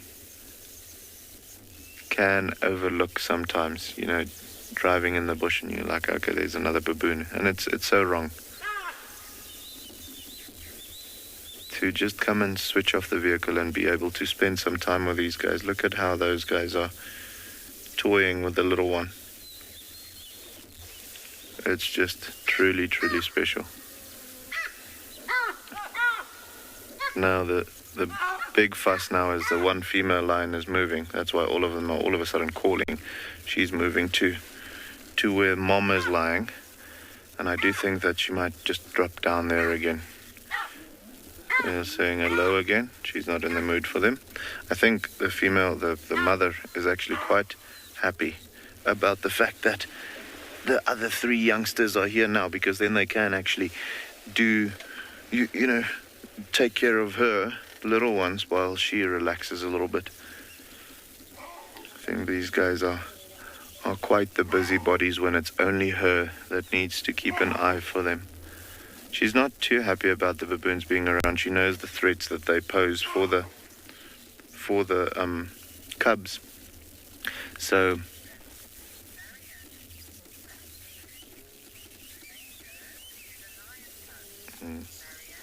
Marion, good question. Would baboons be of any danger to the lion cubs? Yes, absolutely. This little spot right here is actually a very quite a favorite spot for this female to be able to, stash her cubs in the rocks just where we're sitting right now. So if she has to leave them here and go out to hunt, there's a very good possibility that if these baboons come across them, they will kill them. It's one less lion to worry about in the future. If you think about it, if these baboon troops can go after something like an adult leopard, female leopard or so, and kill them for something like a 5-month-old lion cub, It is absolutely a threat. So they are of danger, and that's why Mom is not too happy about them edging closer and closer. If they do come any closer, I do think she might give them a little, just a warning. However, I think they're smart enough not to do so. But let's say if it was an option for her to leave these little guys in these rocks and try and maybe go to hunt this afternoon a little later or so, I think that option has just been cancelled out with the baboons being around here. So definitely, very good question, and absolutely they are a threat. So it's something that they need to, the mother needs to keep in mind when choosing spots to leave her cubs unattended. Definitely don't want to lose one of these little guys. Not to a baboon. Well, not in general, but I think they're getting to that point now where you can see Mom's up again. One little one actually went and tried to drink milk, but their teeth is now getting to that point where it's hurting them.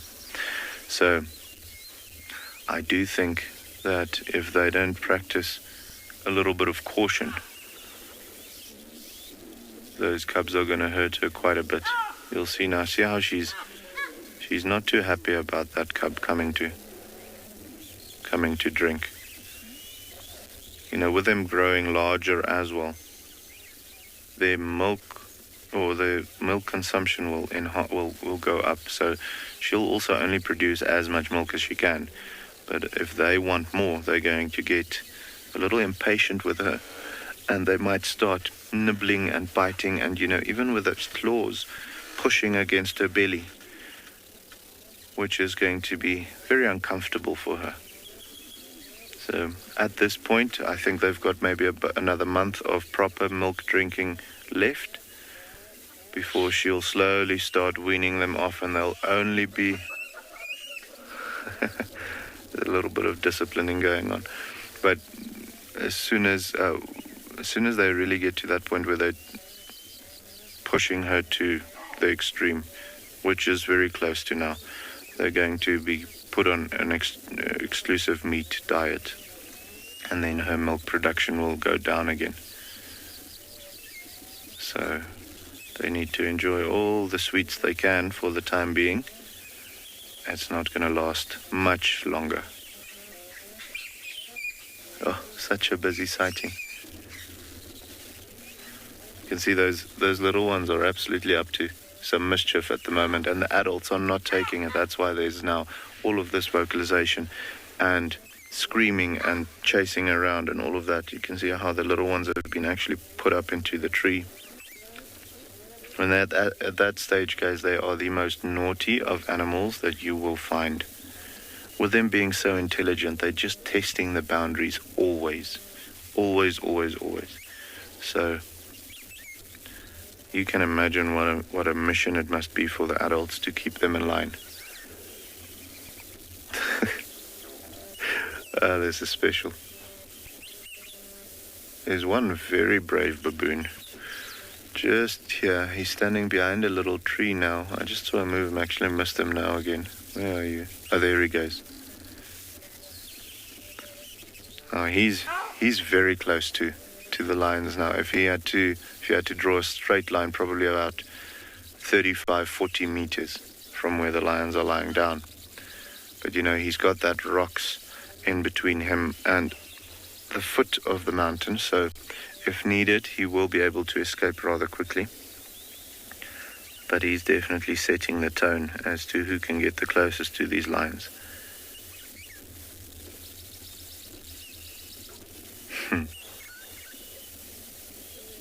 Kaboof. There we go. Lookout point established.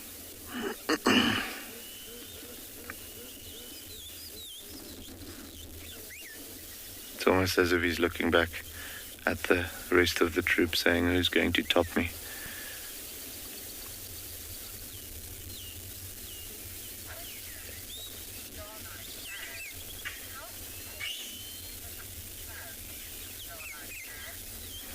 So we just had a question from Starlight Ann. How many calls do a baboon have, or does a baboon have?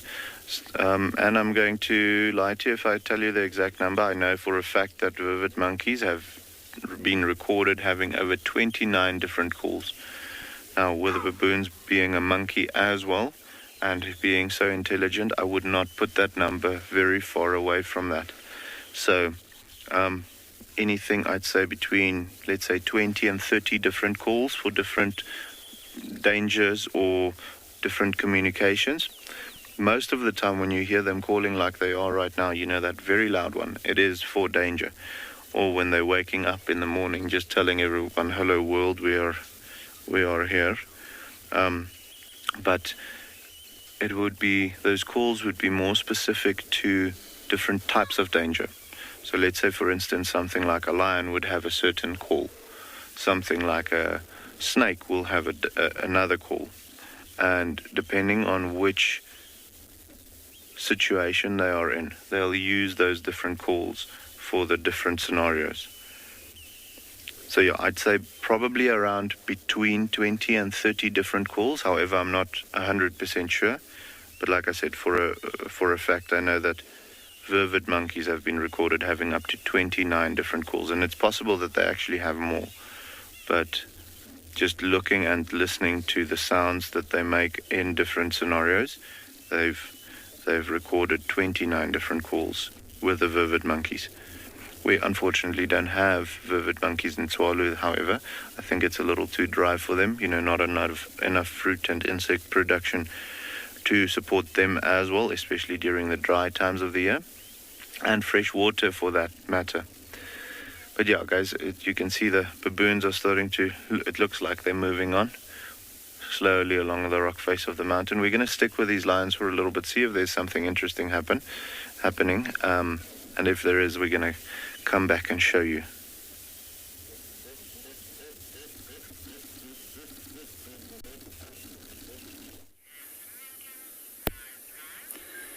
So we're having a look at a bird of prey here that is possibly after the rain. There might be a few insects that have come out that are feeding off the insects. Now, I'd love to know from the viewers what bird of prey this would be. Now, what's very interesting is look at the gape. So if you look at the eyes and especially around the beak, and you also look at the feathers that extend all the way down towards the feet. Like, I would love to know what are some of our viewers' thoughts in regards to what bird this might be.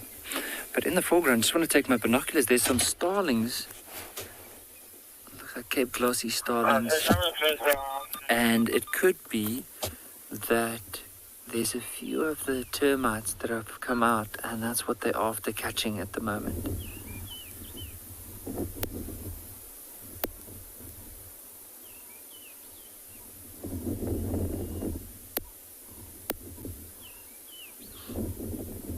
can see just the way they're looking around.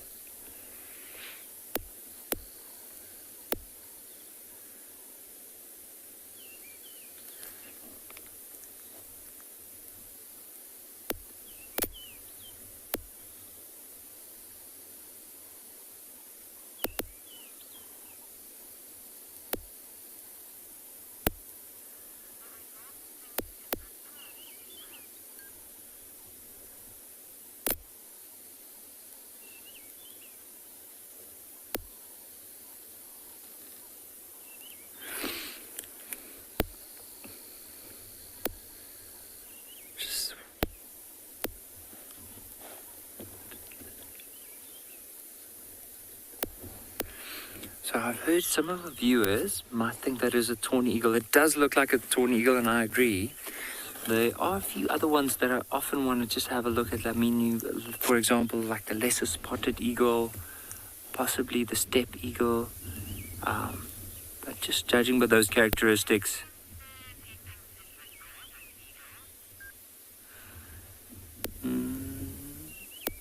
I don't know if it's in regards to golden eagle, we don't really get golden eagles here.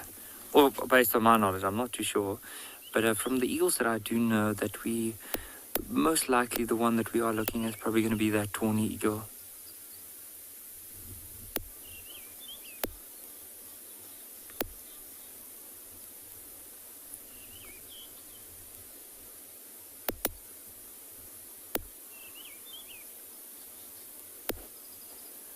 there's even a fork-tailed drongo. It might have been one of those, as they refer to as flying ants. As it came out, you can see the one just grabbing, or maybe it's not even, it looked like it could have even been a beetle of some sort that the drongo was after. But what's interesting, there is a termite mound near where that bird of prey is sitting, and he's basically waiting for the termites to come out and then catch them. So I'm going to try and reposition the vehicle a little bit, so bear with me. I'm going to move a couple of meters forward, and we'll be able to see as it's picking away at those termites as they emerge.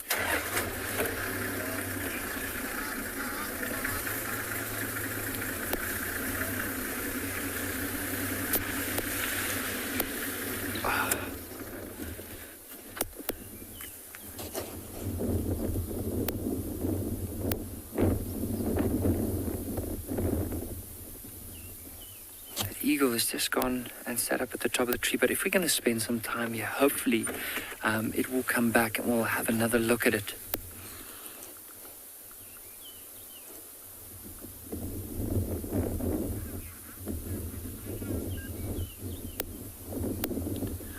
But definitely an incredible sighting of watching these birds and the way they just patiently wait around for these termites to come out and then catch them.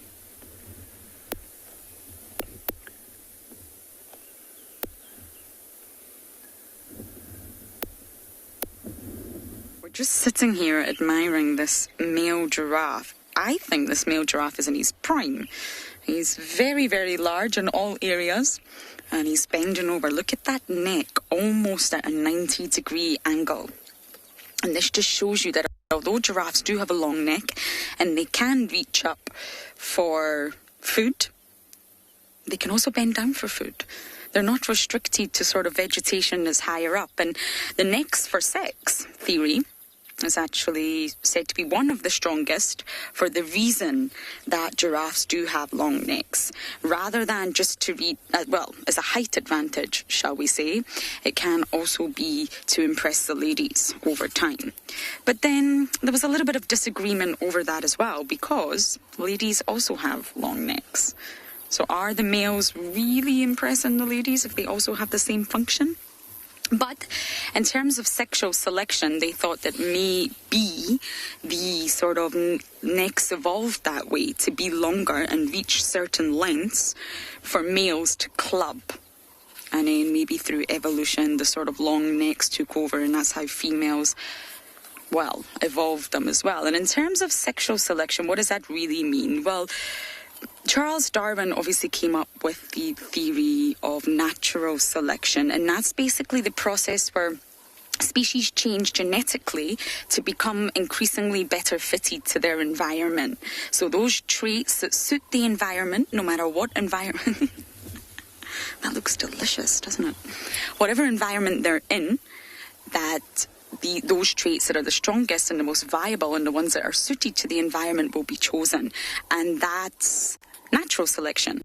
But with that theory, there's a sort of challenge, because males and females differ so much, especially in their genitalia. And in most mammal species, most, not all, males are larger, and they can sort of possess different structures, shall we say. So is there something else at work other than just natural selection? And Charles Darwin actually concluded that there must be another process other than natural selection pushing males to evolve either a larger body size or weapons. Or when I say weapons, I obviously mean horns and antlers and all these things, not actual weapons, or any sort of disposition. There has to be something else at work. It can't just solely be natural selection because of the difference between male and female. So Darwin then called it sexual selection, the traits that have evolved because mating is so crucial in sexual reproduction. We're not talking about asexual reproduction here, obviously, that these characteristics are the sort of things that make an individual sexually successful. And therefore, we call that sexual selection. So when it comes to giraffe necks, yes, it gives them a height advantage, absolutely. But it also allows males to club one another when competing for the females. I think this is one of the most handsome boys I've ever seen. So it's one of the theories is that it's an evolutionary tool for sexual selection. But again, that was debunked because females have long necks too. So it's not really known why giraffes have evolved this way, to have the sort of ridiculously long neck. And their entire biology and their entire skeleton has had to adapt for that reason. Because, I mean, bending down is complicated. Look at this giraffe. His neck is at 90 degrees. Now, for humans, it's not that complicated, but for giraffes it is, because their brain sits about 5 meters above the ground. And their brain sits about 2 meters away from their heart. And their heart is said to be pumping about 60 litres of blood per minute. So when they bend down, in order to sort of counteract a potential flood of blood, completely crash the system, get dizzy and collapse, the giraffes actually have a really specialised network of capillaries which dilate and constrict in order to control the blood flow to the brain when they're bending down. Or they would get a head rush. Have you ever had that? Oh, it's a horrible feeling. A giraffe couldn't possibly survive with a head rush every time it bends down. Lisa, I hear you. If only humans had those eyelashes. Female humans. Males don't deserve long eyelashes, do they? We have to make do with fake ones or mascara. But look at those gorgeous eyelashes. And of course they have a function. The eyelashes are not there just to make this beautiful male look even more handsome. They are actually there to protect the eyes, because giraffes are known to bend their heads into all sorts of trees with thorns and spines and hooks, that therefore the long eyelashes protect them against us. Now I think if I just move forward a little bit, Niels, we might get a better view rather than just his big fat tummy.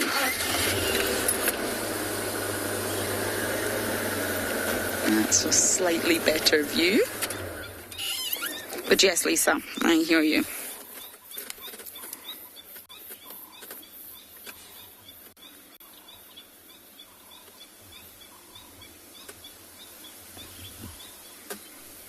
And it's not just the capillaries, sorry, that's what I was saying. It's not just the capillaries, a specialised network that giraffes have. They also have specialised valves in their neck. And all of these sort of biological adaptations are to stop this giant head rush when a giraffe bends over like this. And there was a belief for a long time that giraffes have huge hearts in proportion to their size.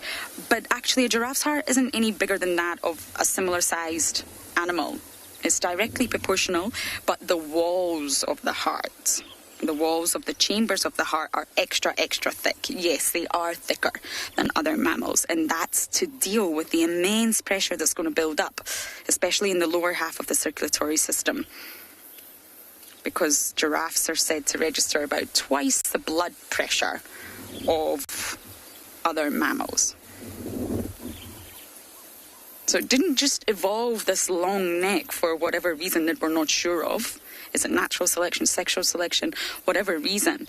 They've had to sort of evolve lots of other adaptations to survive with this neck, just including even the way they walk, not just their heart and their brain and capillaries and valves, even solely in the way they walk. They have that unique walk like a camel. 2 legs on one side, 2 legs on the other side, 2 legs on one side, 2 legs on the other side. And that's for balance. Now, they wouldn't need to balance if they didn't have this ridiculously long neck and tall body. But because they do, they've got to make sure they're always balanced. And that's why they have this unique walk, just like a camel. And that's actually where they get their Latin name, Giraffe camelopardalis. Camel like leopard. That's kind of what the Latin name translates to.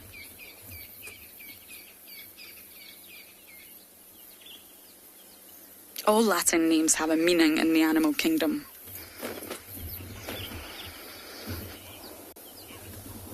Kim, me too. You can watch giraffes all day, me too. Originally, I didn't always find giraffes so fascinating, I'll be honest. But it's really when you dive into their survival strategies, their biology, these sort of unique specializations that they have. They're remarkable. All animals, all organisms are actually remarkable once you start to learn about them. But giraffes are really wonderful. I don't think it can be particularly easy being that tall. And here they are, surviving. But we are going to let this handsome boy be for the morning and continue on our search for other animals.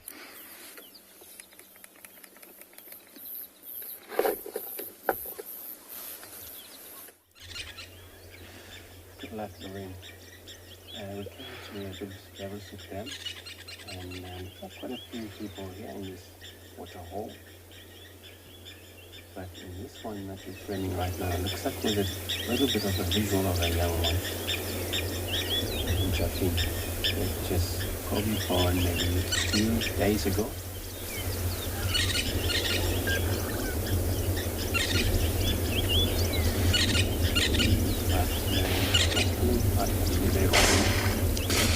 We may actually have a visual soon.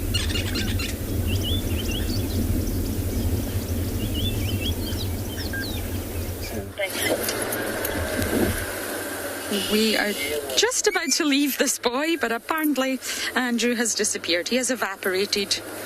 Come back, Andrew. So we'll stay with this boy after all. Now, many people ask, how do you know it's a boy or a girl? I really don't think I need to point it out. But when you have the right view, it's very, very obvious. Yes. Genitalia is extremely obvious, where really you don't have to second guess yourself. But when you can't have that view, that wonderful view, then yes, it can be a little bit more tricky. But we're definitely looking at a boy, and judging by the size of his genitalia and the size of his body mass, I think this is a male in his prime years. He's not an old bull, and he's not a young bull. I think he's right in his prime. See, look at that neck. That's actually further than 90 degrees. I would say that's like 100 to 110 degree bend. It's incredible. And going back to their body structure, how do they stand upright? So we spoke about their necks and how they actually avoid getting giant head rushes and collapsing. How do they stand upright? How does the neck hold itself? Well, basically, they have really, really special ligaments. So they have 7 vertebrae, just like us, C1 to C7, exactly the same number of vertebrae, but obviously the space in between each vertebra is much larger than ours, of course. And on the sort of back of the neck, on the top side, that big hump that you can see, or you could see before he decides to disappear, is called the nuchal ligament. And this is a huge ligament. And there's also a system of really thick muscles which anchor this ligament into place to take the weight off the shoulders. I think I'm going to have to actually move here. The giraffes... Nope, he's moving. Shoulders could not possibly take that weight alone, so there's an entire network of muscles that anchor this really huge ligament in place, and it helps hold him upright so his neck doesn't fall over. Now, we really are going to leave him now and see what else we can find.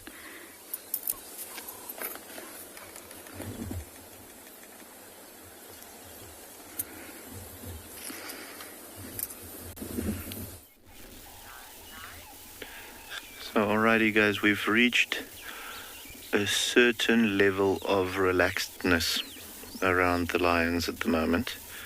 You can see there's only that one that we're looking at right now, and then one right here next to the vehicle that's still got their heads up, but for the rest of the time, flat cats. Well, the adult lions are flat cats. The little ones are flat with a little bulge in the middle. You can see those bellies very, very round. I love how that one on the right-hand side is lying.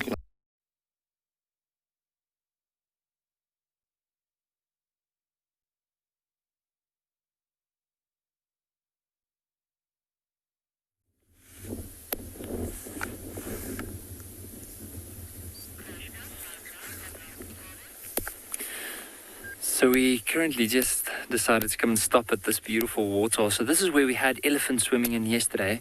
But if you look at the very back of the waterhole, there's an antelope moving away. And notice the very distinguished white ring around the bum. So it's a waterbuck, but what's strange is that there's not a lot of others around. Now, normally the males are the ones that tend to be by themselves, but the female, they'll tend to be around, possibly other ones. But the other might have already gone and had a drink and now slowly feeding in the tree line just left of where this waterbuck is. You can see the direction she's looking in might even be where they are at the moment.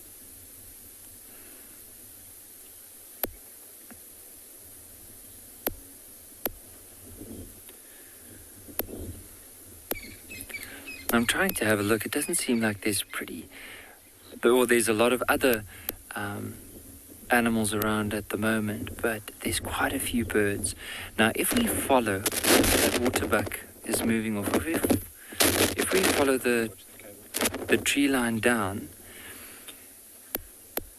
along the water's edge, you'll see there's just right there, right in the middle of the screen down towards the water's edge, you'll notice there's what looks like an Egyptian goose.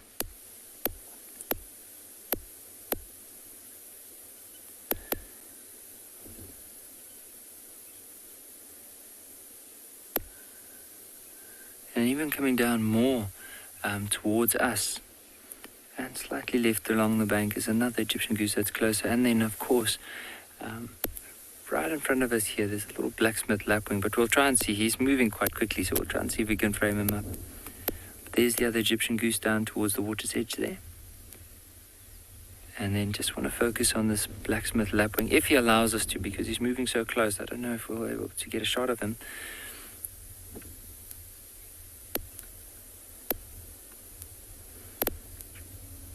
There he is. Notice the dark colors with the white. Oh, as I was about, it normally works like that. As soon as you try and explain about a bird, then they decide to fly off. But where the bird gets its name from is because the sound it makes. It sounds like if a blacksmith had to hit a piece of metal on an anvil. It sounds exactly the same. It's like the dink, ka-dink, ka-dink, ka-dink. So, very interesting sound. And then right in the middle there, we have some hippos in the water. Luckily, they're not disturbed today by the elephants. But just imagine, even with these hippos, they probably would have been feeding the whole evening on some of the lush green grass. Remember when that waterbuck was moving, you could see the tint of green at the back. So they would have moved, and they can move quite far, sometimes up to 10 kilometers away from the water, and eventually come back early part of the morning into the water, like we can see now, and they'll rest up here for the majority of the day before they eventually set off again this evening.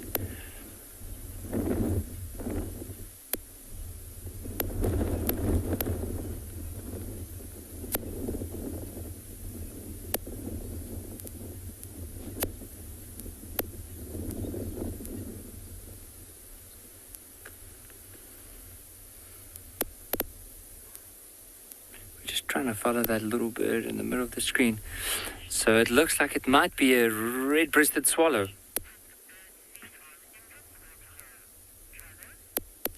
Travis, maybe something like catfish.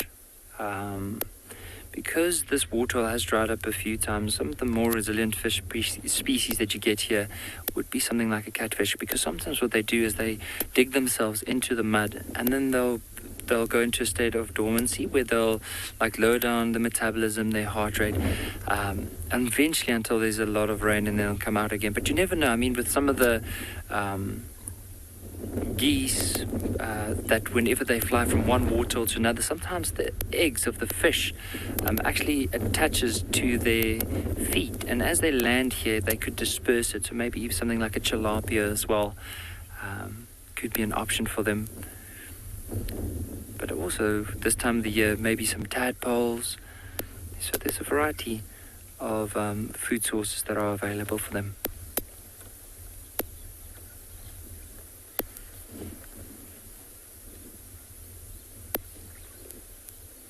So there's the blacksmith lapwing moving on the other side of the bank.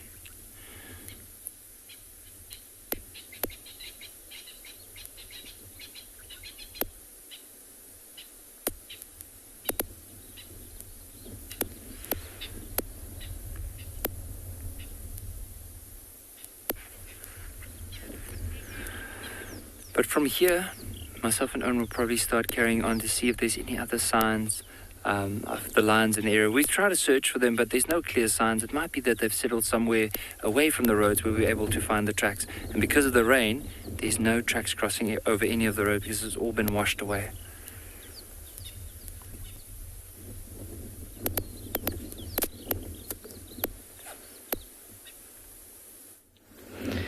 The lions walked back up to the carcass, but now they've turned around and gone back down to, I think, where they were earlier.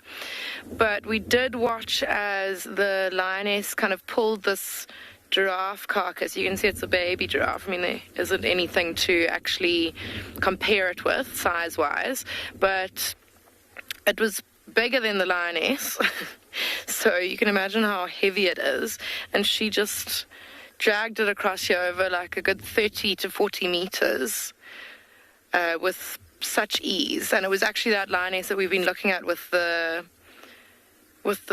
big wound on her face. So again, just pretty amazing how unaffected she is by that wound. Obviously she has to use her mouth to move this carcass. And I think as it's kind of heating up, she's just decided that she wanted to put it up under a bush somewhere. It was just lying out in the sun. And as the sun bakes down, and it's just going to get stinkier and stinkier. And yeah, she doesn't want anyone to smell it and come in and take it away from her. And she definitely doesn't want to have to be fighting off vultures the whole day. So I think that's why she just came to move it out of the way. She didn't even kind of eat any more of it. I don't think they're very hungry, but she'll definitely carry on eating, or they all will a little bit later on, maybe when it cools down again. But I think let's try and go around and see if we can get another view of the lions.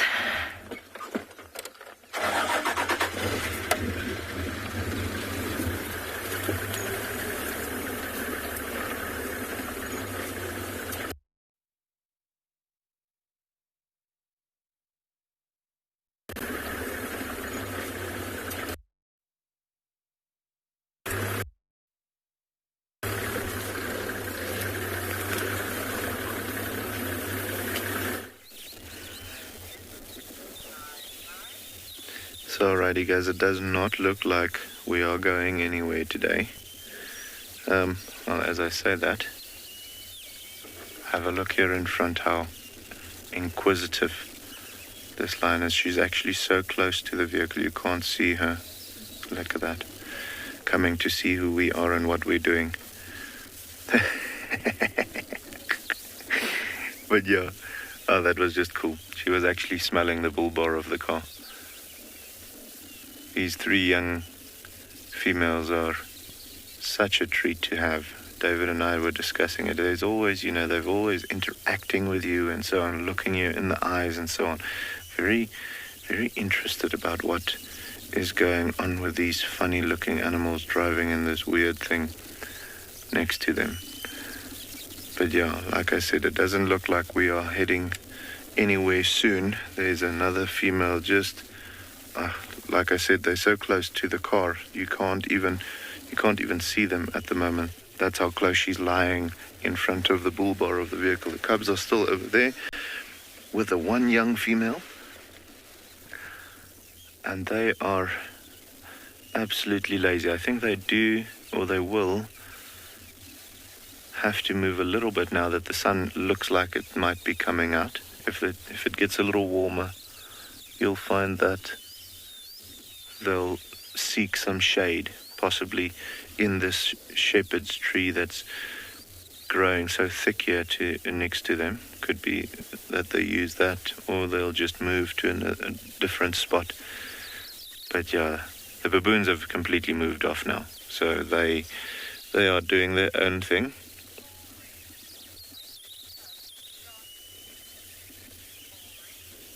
We just had a question from Ulrich. When do the cubs start eating meat? Ulrich, these cubs, we started seeing them eating meat from around 2.5 to 3 months.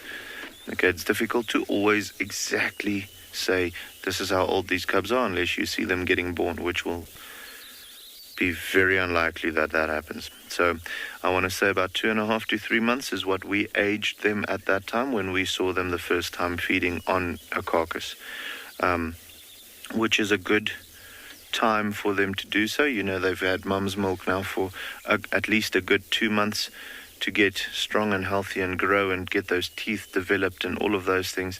And then when their digestive system is ready for that, then they'll switch over to the meat. So it doesn't take long.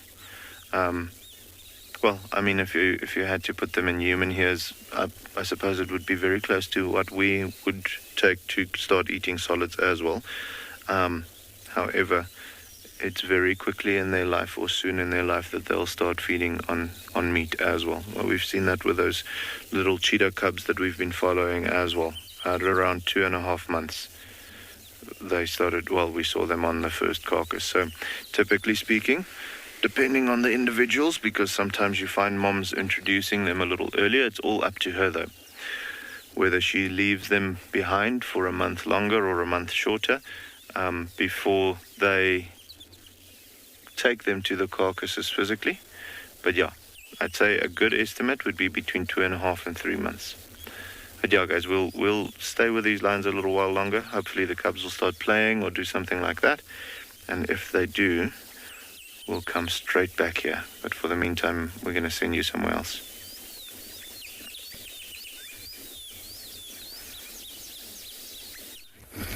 I seem to be having all the reptilian luck in the world right now, and not much else. Checked on the hyena den once again, and nobody's home. But I'm not bitter, I promise. Anyway, I think we're looking at a male. You can tell by that blue smurf head. And I sort of touched earlier on how reptiles don't really migrate. I mean, the leatherback turtle moves thousands of kilometers per year, but yes, in general, terrestrial reptiles don't really migrate. And I mentioned that. Oh, that was rather loud.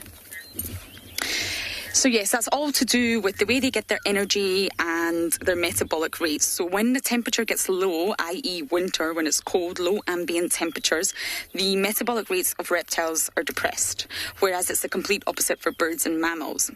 Ours are elevated. And this basically means that they can't do much. They can't function well in cold temperatures. So hibernation is a word that we normally use to describe mammals, and it's sort of like a really deep state of prolonged inactivity. Not all mammals can do this, but some. And metabolism and all physiological processes basically slow down. But the body temperature is still regulated. The internal body temperature, because they're endothermic, is still maintained at a constant temperature.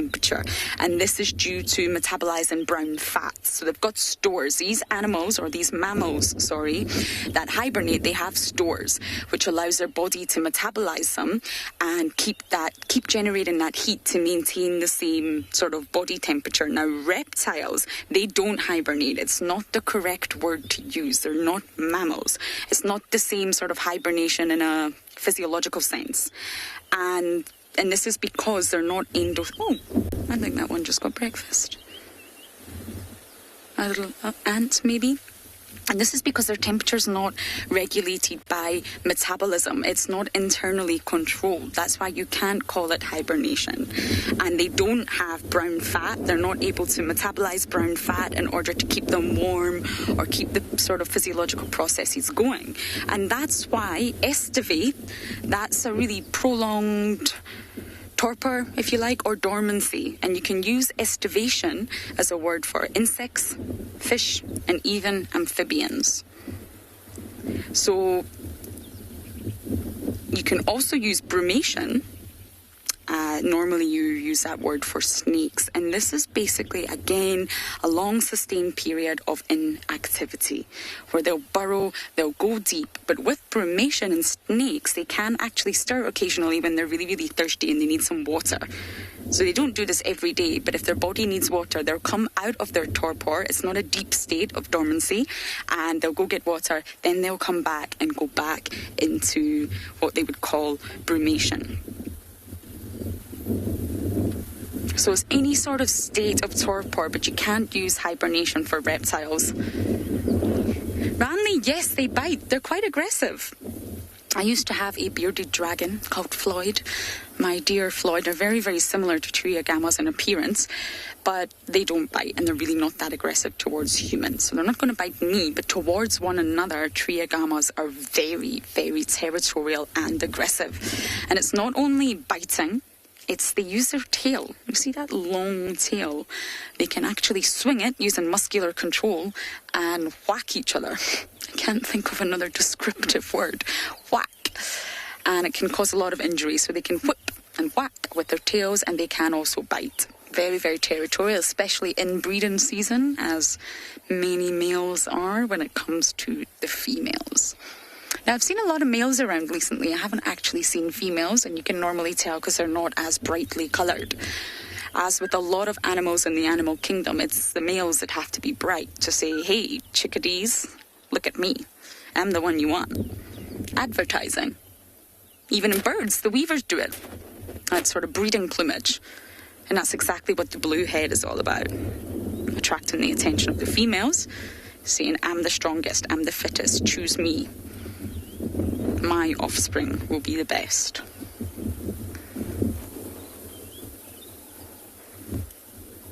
And obviously Triagama, the name, it's all in the name. They live in the trees. They're arboreal. You can see he's using his really sharp claws to hang on to the bark and his tongue to get insects.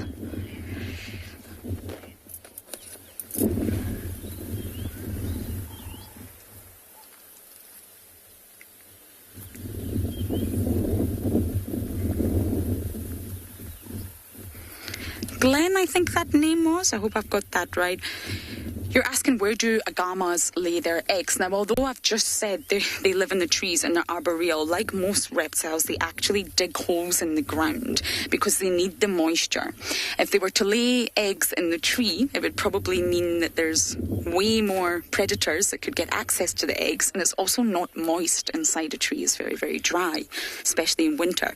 So normally they hatch sort of soft eggs, like most reptiles, and they'll dig a little hole, just like crocodiles, just like monitor lizards, using their claws. They've got really sharp claws, and they'll dig a hole in soft, moist ground. So it won't be inside a termite mound, for example, or it's got to be the right soil, and it's got to have enough moisture. And then they'll cover the hole back up again, and they'll let the eggs sort of incubate themselves until they're ready to hatch. Most reptiles lay their eggs this way. But it'll be near the tree, but it won't be inside the tree.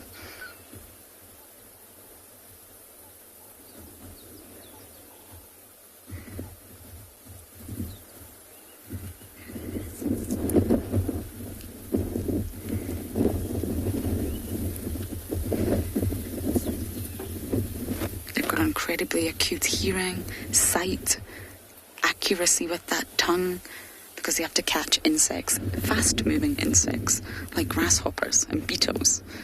So just like a chameleon, they've got to sort of be really, really accurate when they want to make that hunt. I actually watched a video last night on some social media platform of a chameleon balancing on a power line or a piece of barbed wire, reaching up and managing to catch a dragonfly. So they have remarkable balance. Triagamas are very similar. They can really balance on sort of small branches and use that tongue to catch their prey. The wind's really picking up here.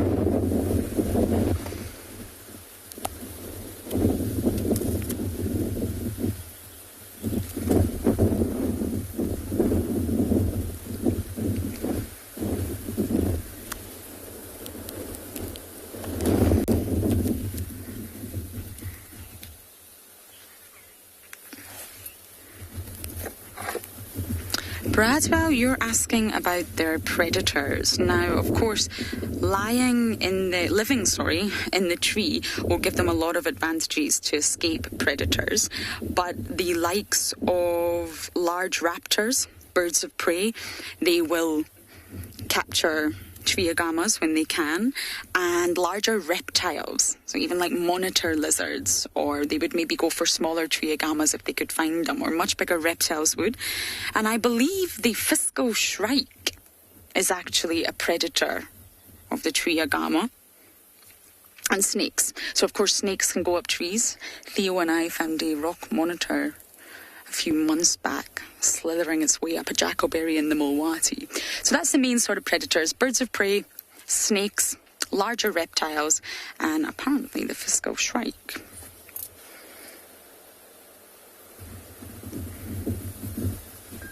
But living in the tree will offer some protection. Sorry, can you repeat that question one more time?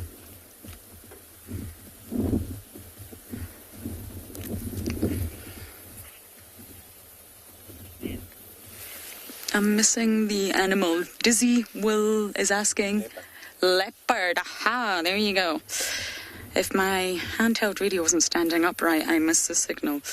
Leopards. Yes, they would. Leopards are extremely opportunistic, and they will really eat anything that comes their way, including termites, including any insects. It's not necessarily what they desire, but because of their lifestyle, they're solitary, they've got to fend for themselves. It's the life of feast or famine for a leopard.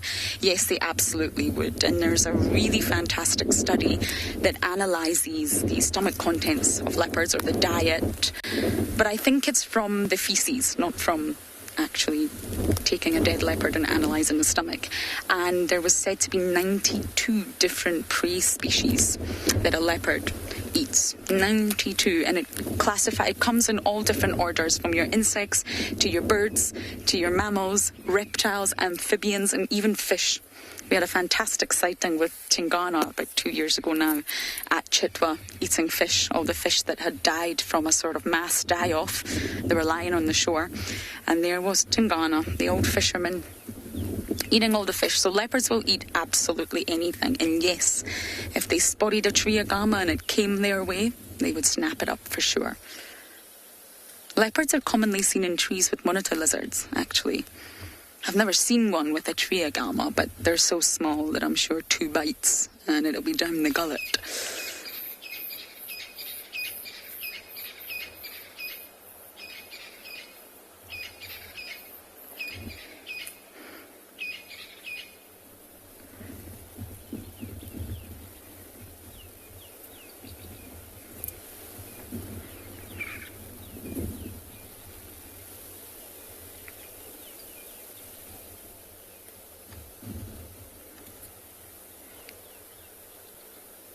You see, that head's not as blue anymore. When we first saw it, they can lighten and darken their colours. It's remarkably camouflaged on that branch. It's really the bright blue head that sort of makes you spot them.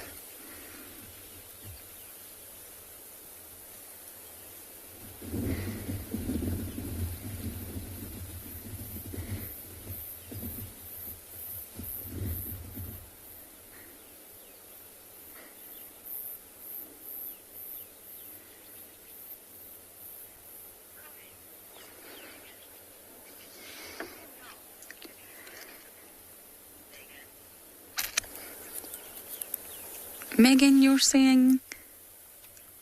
Definitely counts to be adaptable. It definitely counts to be adaptable. Oh, absolutely. You have to. Nothing in nature is static. Nothing. Constantly changing, constantly moving. Evolution's at work. We just don't see it because it happens over a long sort of period of time. Seasons are shifting. Climates are changing. Nothing is static. It's always a strive for balance when it comes. Oh, we've got other little lizard down here, Niels, at the bottom of the marula. I think this is a skink. It's not an agama, but it's right at the bottom of the trunk. Hey, there we go. Another reptile. Another tree reptile. But it's not an agama. You can see it's very, very different. This is a skink. But you can see, if you just look at the feet there, I'm not sure if you're able to get the best views, but you can see that they also have extremely sharp claws. and that's to give them tractions, to make sure that they can hold on to the trees.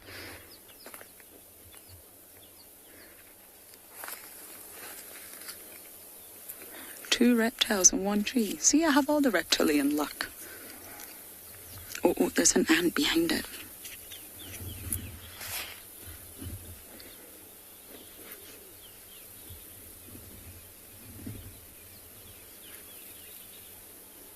I think this is a striped skink, if I'm not wrong. And really shiny scales. You see how much shinier it is. Almost looks moist, but it's not, compared to the tree agama. Now, they're very common out here. It's not necessarily a unique sighting, but they're almost impossible for us to get on camera sometimes.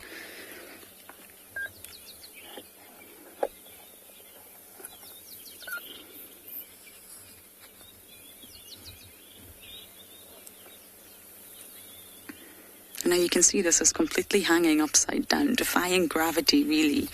I mean, if this was us, I can imagine Lauren hanging upside down from a tree. It would definitely not be as elegant as this, and I would not be able to last too long before probably passing out. So as we just mentioned, it sort of counts to be adaptable, and these reptiles have adapted to life in the trees. Now, unlike an agama, they're complete opposites. A skink can actually lose its tail. House geckos do the exact same thing. If they get a fright or they need to escape danger, they can sort of self-mutilate. It's not a very pleasant thought to us. And they do it themselves. It's voluntary. They choose to do it. And the official sort of biological term is caudal. Caudal refers to the tail in any organism, even in fish. The caudal tail, the caudal peduncle, my favourite word. It's caudal autonomy. And basically that's when it's trying to escape predators. The predator's coming from behind, so the one part of the body you want to lose is your tail, obviously not your head. I don't think that's a wise idea. And you can apply lots and lots of pressure to the tail, and they can sever that plane. There's a special plane, I can't remember the name of it, it's going to come to me. There's a special plane on the tail. They sever it at that exact point, which means it will regenerate again.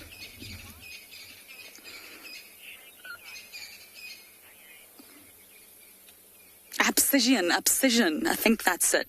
Abscission plane. I will double check in case I'm lying to you all, but I'm pretty sure that's the plane on the tail where they sever it and it will regenerate. Now, someone is asking, why is it shaking his head like that? That's very common in reptiles, actually. In lizards, my bearded dragon did it. The agama does it. The skink is doing it. Rock monitors do it. And it's sort of to do with the sensory perception. They can do it in a territorial manner. Males especially will do it. You'll find when they're being very territorial on a tree or whatever surface they're on, they'll bob their head up and down. But all their sensory organs, because the main sort of sense for a reptile is chemoreception, is in their head. They do have an organ of Jacobson, which is in the palate, like sort of most organisms do have, but they also have lots of different sensors, and they're trying to taste the air, taste the chemicals around them. Once it's pumped into the organ of Jacobson, this organ sends the signals directly to the brain, and the brain, of course, computes them, interprets them, and then allows the organism to understand what's going on around them.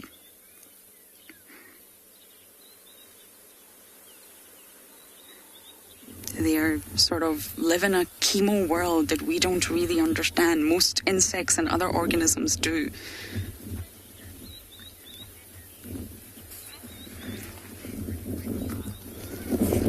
And they can also nod their head to attract females as a sort of territorial display and a way to say, hey ladies, check me out, I'm looking good today. It's mainly the males that do it, to be honest. Stephanie, you're asking me my favourite reptile. Ooh, that's a tough one for a marine biologist who spent 8 years with turtles. Ugh, I've even given turtles mouth to mouth. Yes, we had to resuscitate a turtle. You can actually give chest compressions, CPR, and you can, if you wish, do mouth to mouth, which of course I did. Oh, so I'd probably say sea turtles. just because I've spent so much time, I've operated on them, I've rescued them, I've rehabilitated them, I've slept overnight with one because I didn't want it to be on its own. I've rescued eggs from being flooded. I've watched sea turtles hatch, make their way to the ocean. I think I would have to say sea turtles, but reptiles fascinate me. I love snakes. I know a lot of people are scared of snakes, but I'm utterly fascinated by them. I love lizards.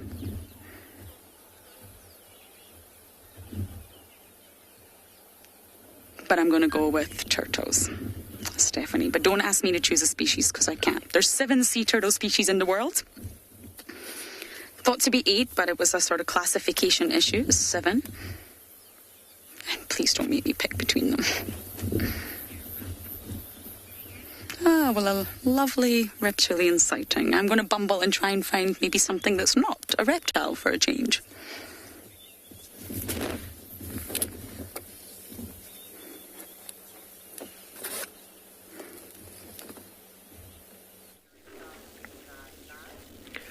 Alrighty guys, so we just had a little bit of excitement. There was a blue wildebeest just calling here in the distance.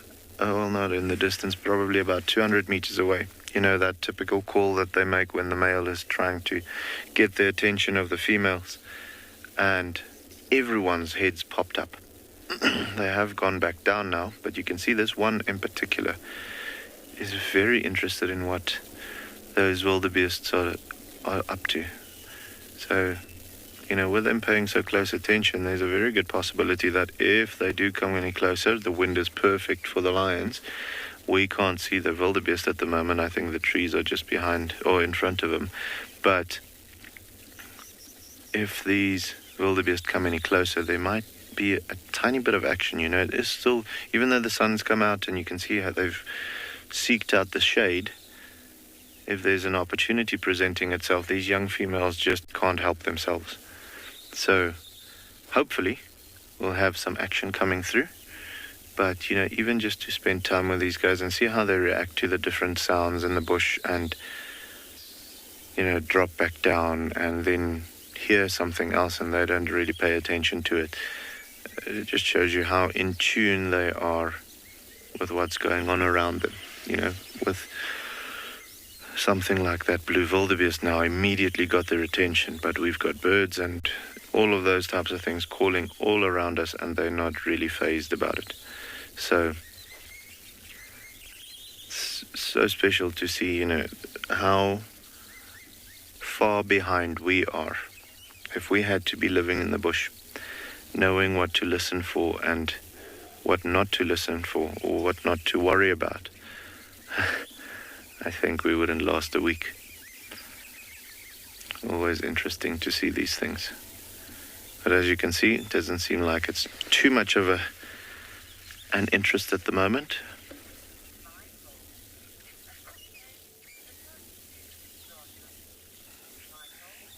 So we just had a question from Michael. At what age do the cubs usually start hunting?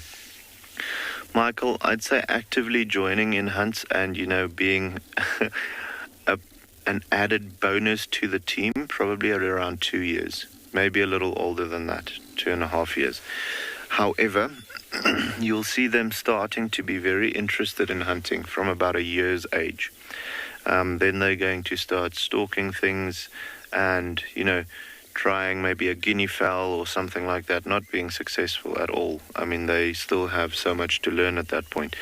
But joining the team when they are hunting, I'd say about 2.5 years. For the females is a good age to be, you know, to confirm that they will be in the hunts. Still, at that point, you'll find them messing up hunts more often than being an added bonus to the team.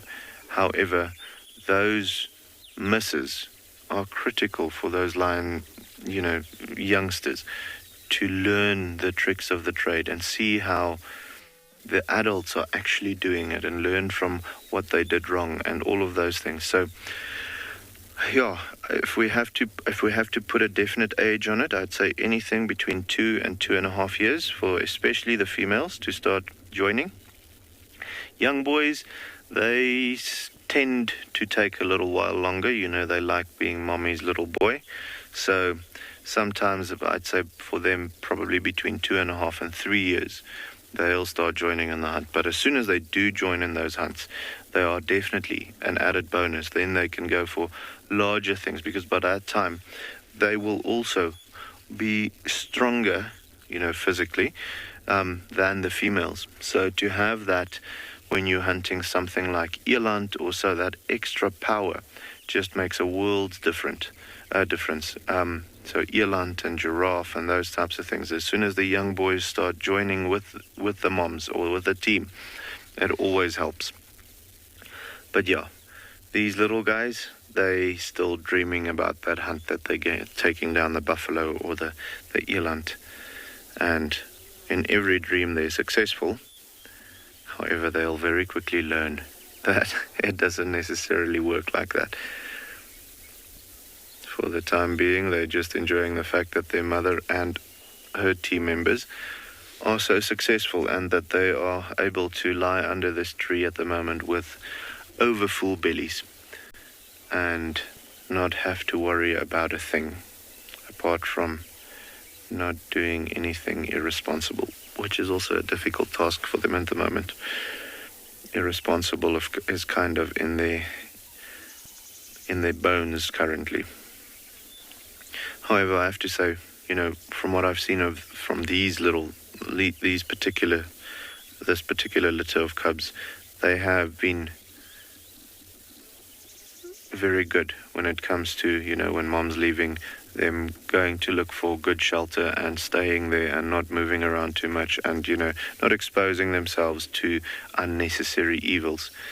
So I think there's a bright future for all three of them, depending on how well their mom will continue taking care of them. Not that I'm doubting her for 1 second, you know, if she's gotten them this far and they're looking like the way they are, I'm very sure that she's going to continue doing so. And having these three youngsters, the females now, sub-adults, to help her hunt and do all of those things, that will always just be a positive. So yeah, that's the future of the lions are looking bright here at Tshwane. Still can't wait to see those tiny little ones. But you know, all things that are good take time. So we'll have to see when they come through.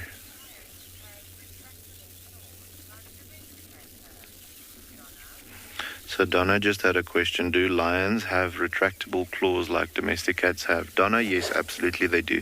So you've got retractable claws in lion and leopard, so that they can stalk as silently as possible and keep those claws sharp. The only large cat that we have in South Africa, or in Southern Africa, or Africa for that matter, that is indigenous, that does not have fully retractable claws, they only have semi-retractable claws, that would be the cheetah.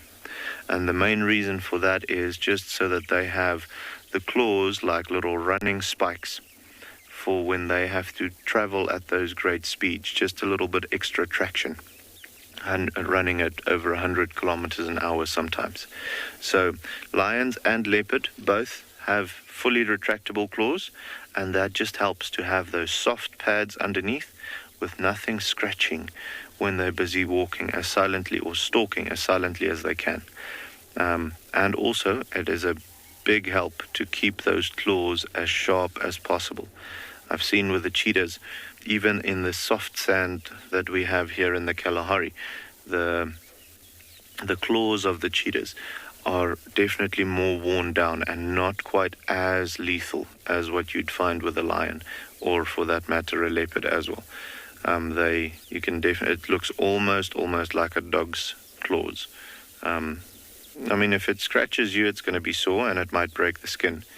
But it's definitely not going to be that razor-sharp, curling claws that you have in the paws of a lion or a leopard. So yes, definitely retractable. Like I said, the only one of our cat species, regardless whether it's big or small, cat species in or Southern Africa for that matter, that doesn't have retractable claws, fully retractable claws, is the cheetah. You can see the two little ones have taken a quick power nap, and now, well, I think they're going to be on and off. As the day goes by, as it gets warmer, they're going to become more and more flat, but definitely took a power nap and now just observing everything around them. Starting to think about possibly,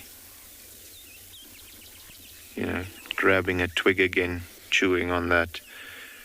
Just practicing those motor skills that's going to be so important for them to one day, when they reach that age of 2.5 years, or possibly 3, to be able to move as much as a lion as they possibly can when hunting. And yeah, down they go. I don't think it's quite as comfortable for them lying at the moment as for the adults, because of those bellies being so round. I think they're having difficulty breathing to a certain extent as well. You know how you feel when you've eaten too much.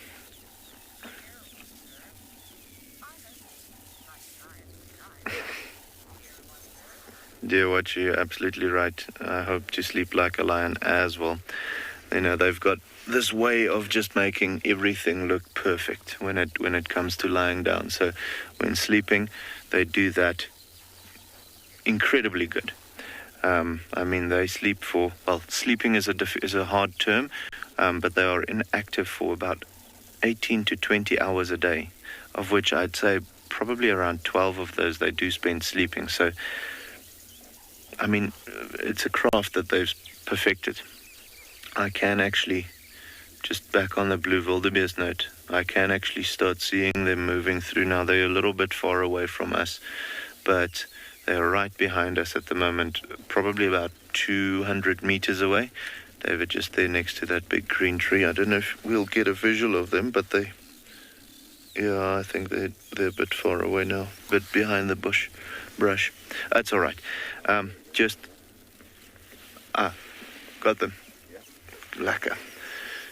So yeah, just to give you an idea of where the wildebeest are, guys, they are about, if I had to distance them, probably around 250 meters away from the lions, feeding into the wind. So the lions might catch a whiff of their scent a little later on, but not right now. And as we can see, these lions are not looking to hunt at the moment.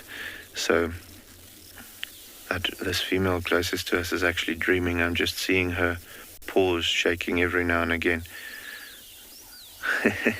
So she's dreaming about that blue wildebeest, but not quite chasing it in real life yet. But yeah, guys, as you can see, like we thought they were going to do earlier, they've chosen the shepherd's tree. We spoke about it yesterday as well. The shepherd's tree is a very valuable tree for something like a lion, because on a really hot day, when it's temperatures like, let's say, 42 degrees Celsius, which we often get around here in the midsummer, in the shade of this particular tree, you'll be 10 degrees Celsius lower than the actual temperature outside. So a very, very nice tree to have around here to provide shade for not only the lions, but for animals as they come, to get away from that blistering Kalahari sun. I do think that little bit of sunlight that she's got on her bum at the moment is quite nice, because the breeze is still cool, so just having the sun bake you a little bit is also an added bonus. But yeah, guys, we'll let you know if there's something more than snoring happening here. For the meantime, you're going to go somewhere else, okay?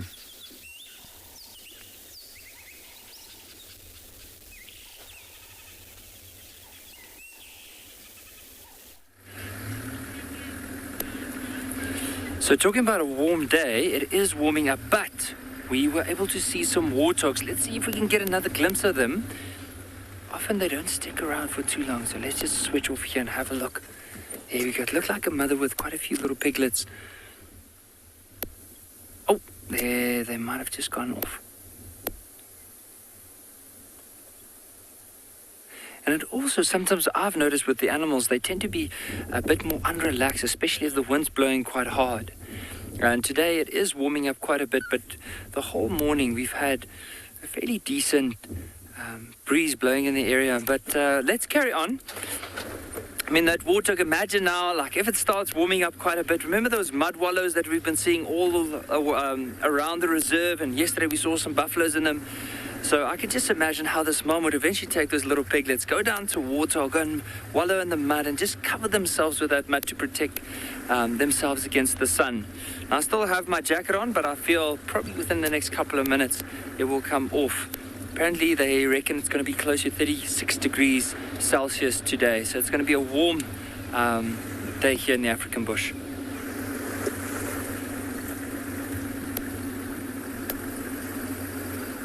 Now let's have a look. So we are actually just driving through a variety of different vegetation types and also different habitats. So we're going through an area where it's nice and open, and then suddenly, like now, it's nice and closed. As we carry on, it might open up again. And so why we're doing that is because we want to, like once we move to denser areas, we could be looking out for animals that occur more in a denser bush. Like, for example, kudu, possibly nyala, bushbuck. But once we go to the open area, there's a chance of finding something like zebra, maybe wildebeest, something like those warthogs we saw earlier. And also, I mean, elephants will move between the two as well. And more buffalo, probably the older buffalo bulls into the denser areas and the bigger herds towards the open parts of the reserve. So we're not too far. We're going to carry on and hopefully be rewarded with some animals. But just everything. I mean, the whole drive has just been so beautiful. We've done such a epic little birding session as we were going on.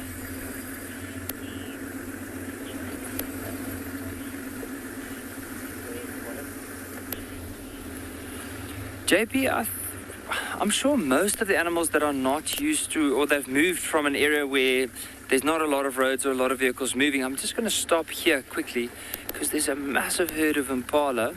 There's some actually to the back which we won't be able to see, but there's one particular female right in the middle here, and she's extremely round. Look at that one right there where we're looking.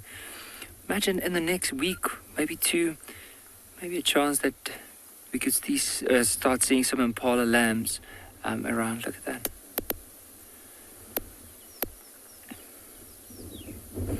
I do just love impala. I think sometimes because of their abundance we just drive past them, but they are beautiful animals, especially if you look at the colors.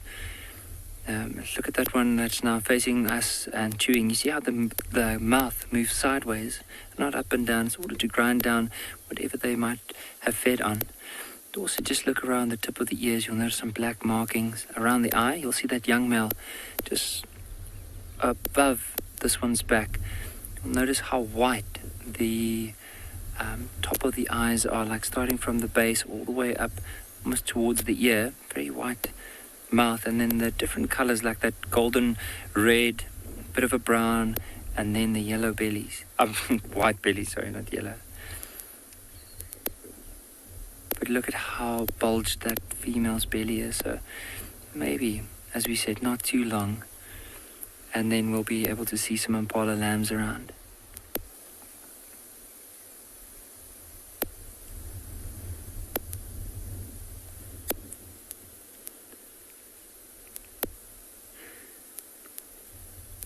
Now just moving from the left to right here is a big ram. And this is probably the dominant ram of this herd. So he's just making sure, keeping all the females together.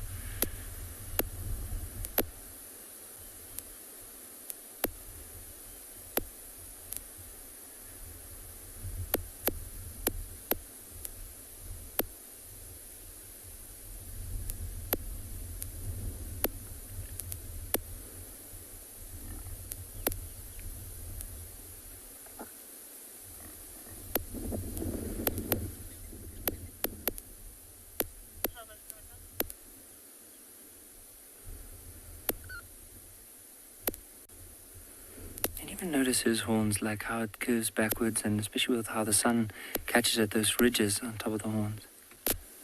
And this young male here, his horns are still quite straight.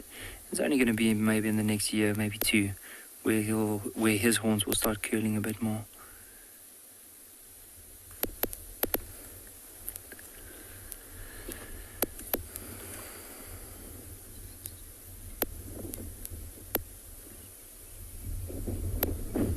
Have a look at how green it's become, especially over the last 2 months. I couldn't believe it. I've been on leave a few weeks ago, and when I came back, I could barely recognize the reserve. That's how green everything has just become over the last little while. Well, it doesn't look like these impala are going to be heading anywhere pretty soon. You can see the way that they just standing around. Some of them are ruminating, so they're bringing up all the food that they've been eating throughout the morning, chewing it and then swallowing again, breaking it down, and then it moves through the different stomach chambers. So they have a very similar structure as in comparison to cows. Most of the antelope here have that structure.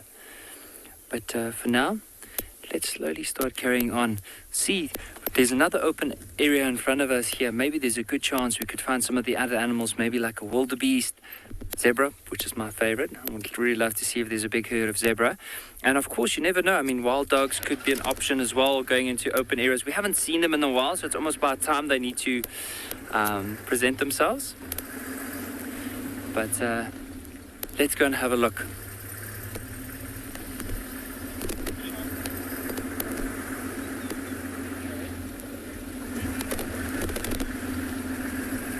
But definitely, I can feel it is warming up quite a bit now.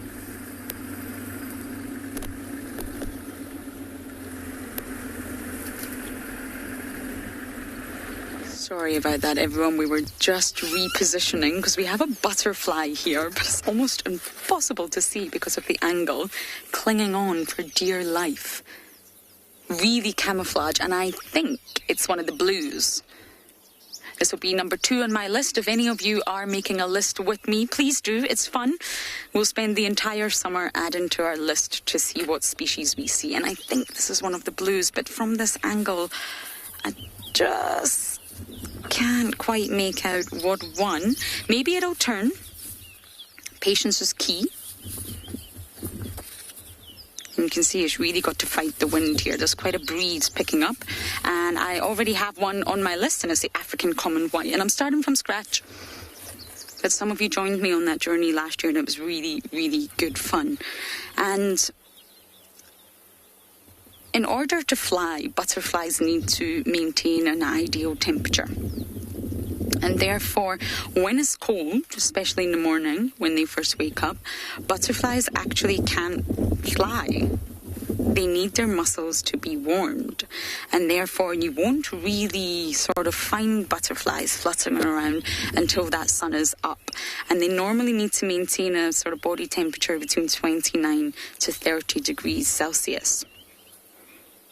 So sort of once it gets to that time in the morning, you'll just start to see them fluttering. So they're cold-blooded, ectothermic, just like the reptiles. So they need to wait until they get solar powered. And then when their muscles warm up, they sort of get ready and they have the ability to function and flutter and fly.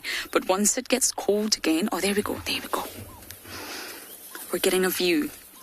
It's definitely one of the blues.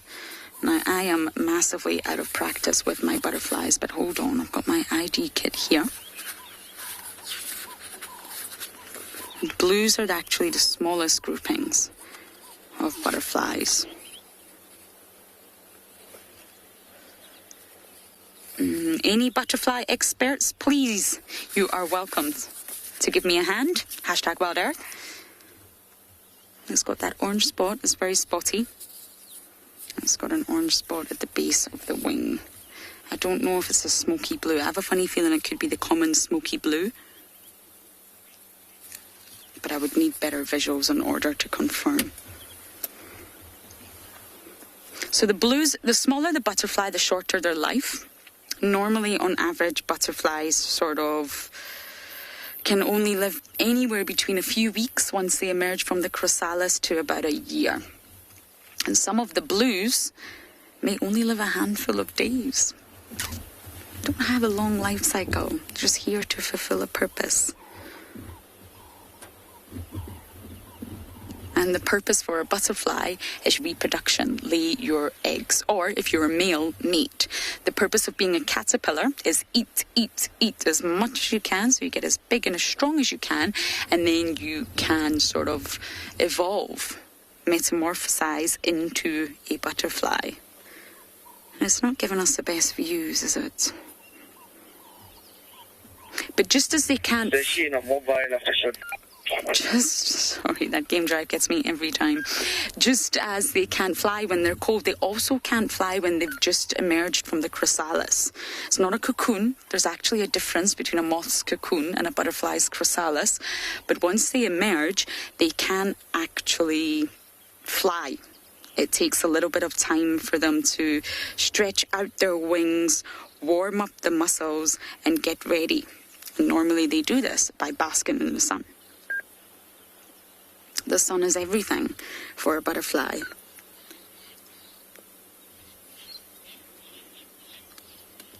So the main difference between a chrysalis and a cocoon is not a large difference, but basically a chrysalis is the hardened body of the pupal stage of a butterfly. Now, there's different stages in insect development, and butterflies have a pupal stage, and it's the hardened exoskeleton of that creates the chrysalis, and that's how they build it.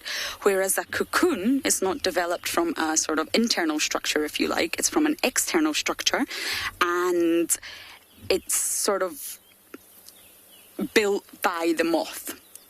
So although they look similar in shapes and they have a similar function, they are actually completely different in the way that they're built, if you like. The moth, the pupal stage of a moth, it doesn't harden.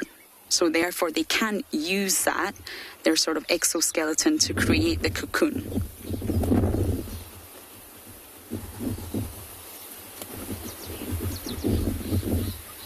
Butterflies harden for protection during this transformational stage.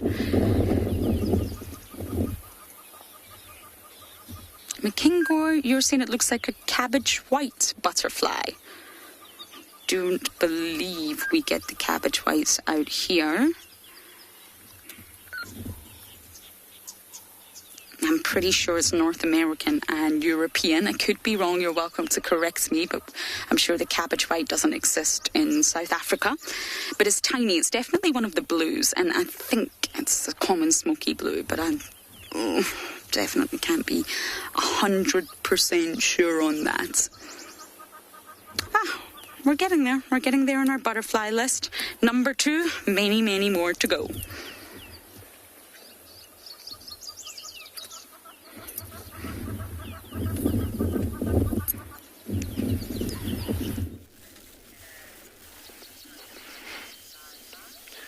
Alrighty, guys, so a little bit of action happening. Those blue wildebeest actually came a little closer, and immediately Mom shot forward to right next to our vehicle. You can see she's in full stalk mode now. Now, you'll have to bear with us. There might be a bar or an antenna in the way every now and again, but for this first section, before they are completely out of our view, we are not going to move a muscle.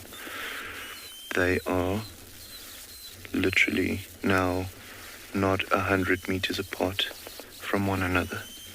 So if the chase happens and so on, then yes, we'll move. But for the time being, we're just going to sit tight here and see if we can't witness something happening. That blue wildebeest, you can actually, I can see. I don't know if it will be easy for you to see it with a lens at the moment, but it's literally just, sorry?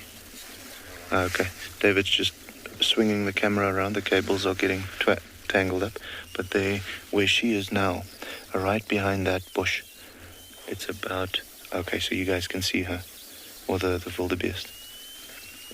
Let me just turn around as well. So that one that you can see in the screen, there's one even closer behind the branches there. There's this, look at that stalk mode, guys. Look at how quietly she's moving. The young females are actually leaving her by herself at the moment. Learning from the master, seeing how she's doing things.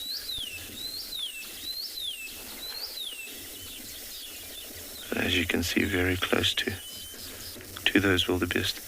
I want them to turn slightly towards us and start moving this way. But, you know, it is what it is. I think she's just waiting for a little bit of cover to open up again for her to move even more, or edge a little bit closer to these wildebeest. At the moment, they're still a tiny bit too far for her to start the chase already. Not enough cover for her to, you know, duck behind, even though she's doing a trot.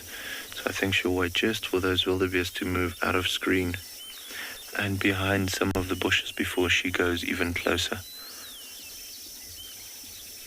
When that happens, we might just move forward a little bit, get onto a high point, not going any closer to them, but just to a more open spot to see what unfolds. But yeah, it's always great to see how they go from, you know, looking like a log into that full-on killer mode. I don't think it's long before she starts moving again. We'll see now. I see one of the other females have now started showing some interest as well. She is slightly just, you know, stretching and waking up, but you can see there's definitely some interest being shown. But yeah, I think we're going to stick on this one because there's a lot more intent on that side. Flat, flat, flat.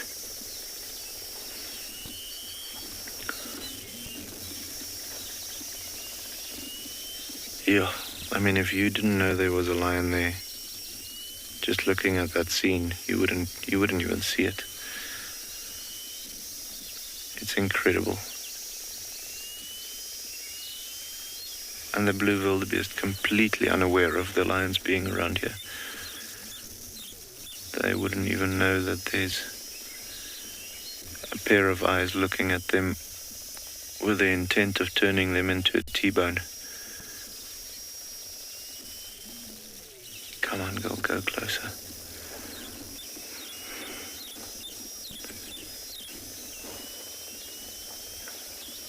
It's incredible the patience that these experienced hunters have and can show, not moving a single inch before the situation is not absolutely perfect for them to do so.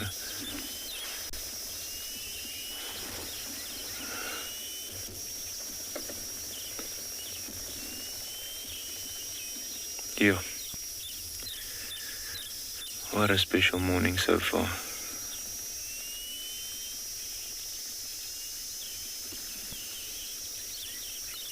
I wonder what type of calculations is going on in her head at the moment. There's some serious math being done.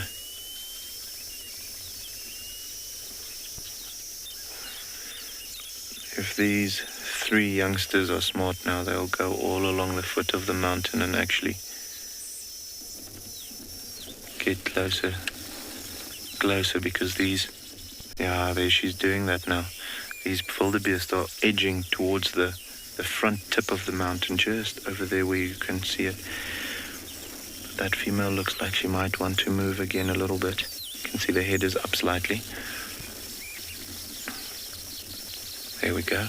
There we go.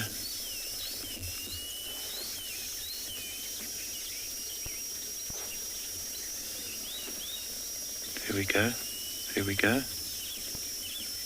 Guys, I'm not going to move now. If we see them chasing, or if they go static again, maybe I'll move a little bit, but I don't want to mess up these chances, okay? I know it's behind the bushes. Bear with me. We can't see in any way as well. But if we see movement that looks like a lion at 80 kilometers an hour, we're gonna go around.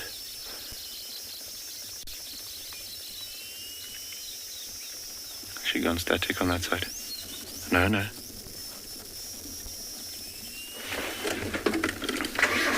Let's see.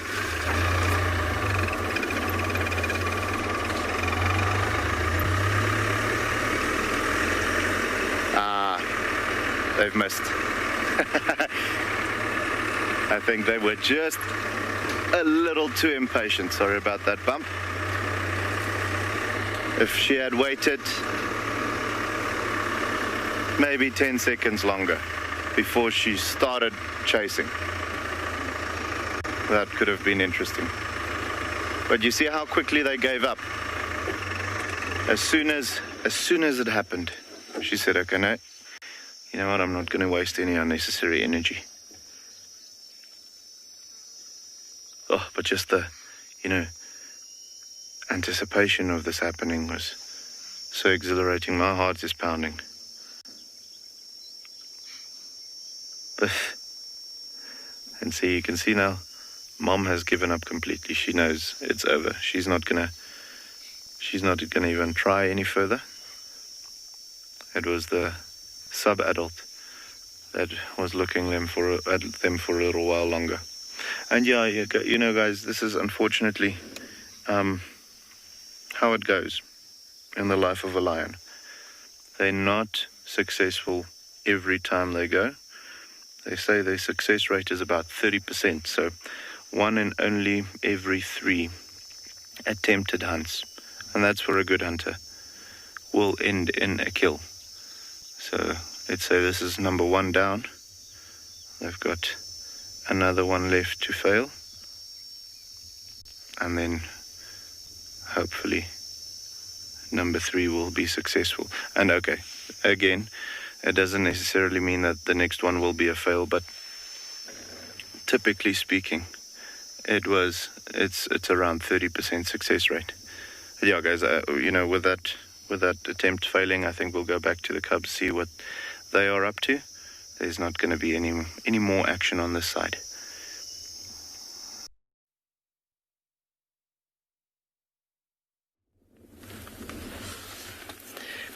So we decided to look for some rhinos and instead came across a freshly used white rhino midden.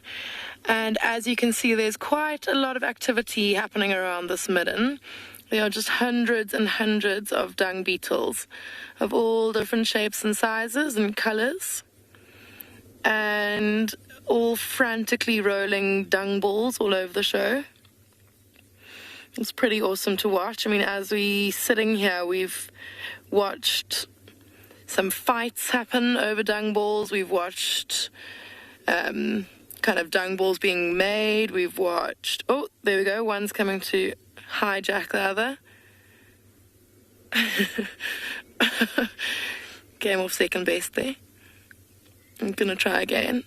Oh no. Okay, he's decided he's not strong enough. He's gonna go find someone else to harass. But I mean, look how many there are, and it actually looks like we're in fast forward because of how furiously they're kind of rolling their dung balls away as quickly as possible, I suppose, for exactly that reason, so that the ones who just come in and steal and don't do any of the hard work, so they don't get you before they've had time to get away to safety. Oh, there's 2 little green ones there coming in from the side. I don't know if that one's helping or trying to steal. Yeah, it looks like they're doing a bit of a team effort there, one pulling, the other one pushing. It's also quite interesting that they all seem to be moving in the same direction. They're all coming towards the vehicle, heading like east. And quite often what you'll see if they kind of like trip over something or roll backwards or go in the wrong direction for a little bit, then one of the dung beetles will climb up on top of the ball, have a little look around to make sure he's going the right way. Oh, well, that one's going the wrong way. Going completely opposite direction to everyone else. But yeah, generally they'll use the sun to direct themselves. So they'll climb up onto the top of the ball and see which way which way they are going or need to be going. There's a bit of a tussle happening there again. A collision.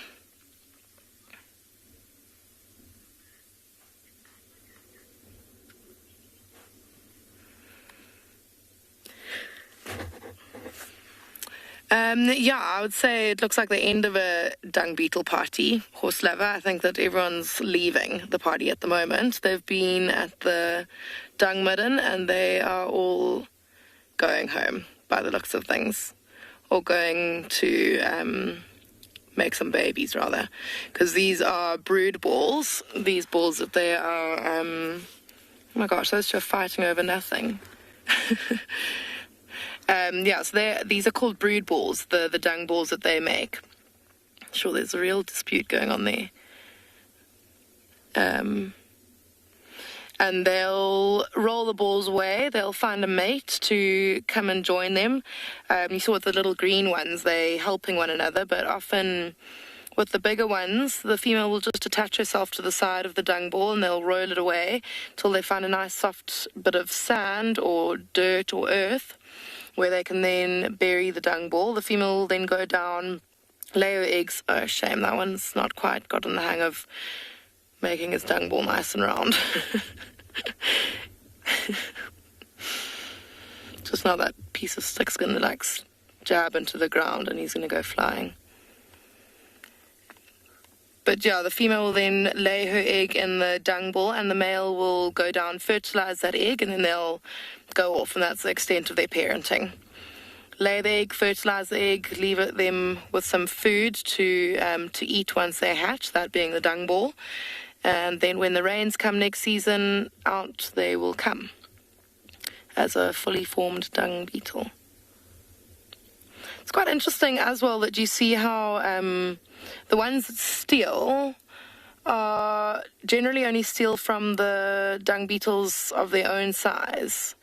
I suppose they want a bigger dung ball rather than that of the smaller green dung beetle balls.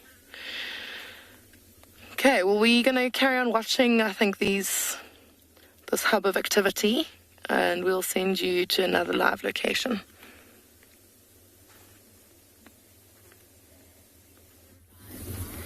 My favourite butterfly, one that is almost impossible to get on camera, the citrus swallowtail. Number 3 on the list. Yes, look how beautiful it is. It's very large. It's so much larger than that blue we just looked at. And you can see the club-like antenna, bulbous at the end. That's a key feature of butterflies. Moths do not have this. They're either straight or feather-tipped. Now, I don't know if you can see, but the proboscis is out and is drinking. Is puddling, or it's not really in the puddle, but it's trying to get minerals and salts from the ground using its proboscis. They're drinkers. They don't eat, they don't have mandibles. So right at the front, in between, sort of right at the front of the 6 legs, is the proboscis, the mouth parts. And this citrus swallowtail is remarkably relaxed. Now, butterflies are mind-blowing. And many people ask, how on earth do they get from a caterpillar to a butterfly? How does it happen? Basically, it's not really that pleasant. The caterpillar itself has to start digesting itself. Yes. Now, it releases special enzymes. I don't actually know which enzymes. And they dissolve all of its own tissue inside the chrysalis. So if you were to cut open a chrysalis at the right time, now please don't anyone ever do this, but if you were to slice it open, caterpillar soup, shall we call it, would just ooze out. So basically it digests itself into a liquid. But it's not completely as messy as you think, because there's actually a number of really highly organized groups of cells. And these cells are known as imaginal discs. And these special discs actually survive the digestive process. So they don't break down.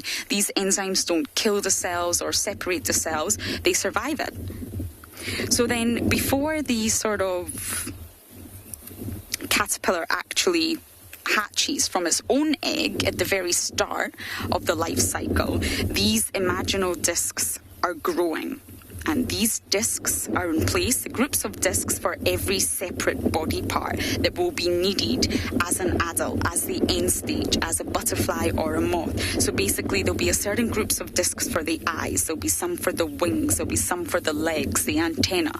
And these discs remain even during the process of sort of liquefying, if you like. And so when it starts to liquefy and it's just disintegrated all its own tissue, really unpleasant to think about, these discs will utilize the protein-rich soup that has now been formed from the caterpillar. They'll use the protein as fuel, and through sort of cell division, mitosis or whatever, they will then rebuild using the Oh, look.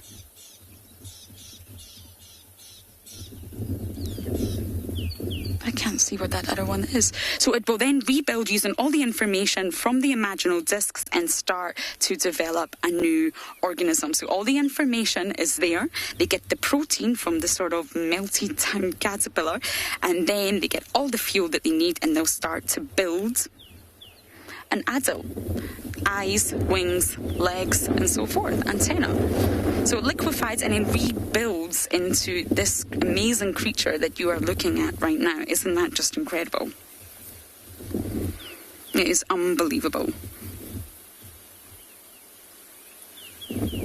Now, in most species, I do believe that the sort of certain muscles and certain parts of the nervous system are preserved during the transformation. So it'll be the same muscles and the same parts of the nervous system that will survive the transformational process and be present in the adult butterfly.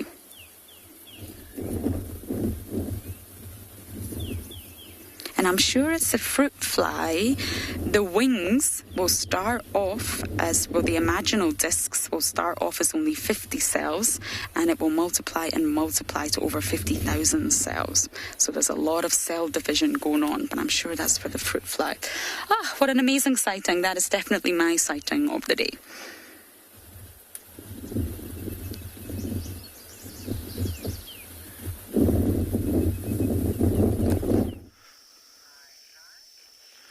Yeah, guys, I'm excited for the butterflies to start popping out here after the rains here at Tshwalu as well. Always pretty to see those butterflies.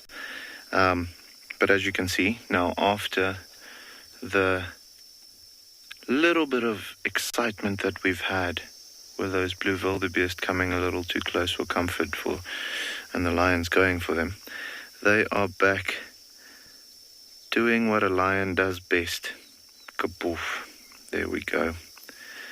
Out for the count. And I do think this is what they're going to look like for the better part of the day. We'll see how we feel like or what we think for this afternoon. We might, with them showing some real interest in those blue wildebeest, might come back here to see if they don't want to try another time to hunt and possibly be successful.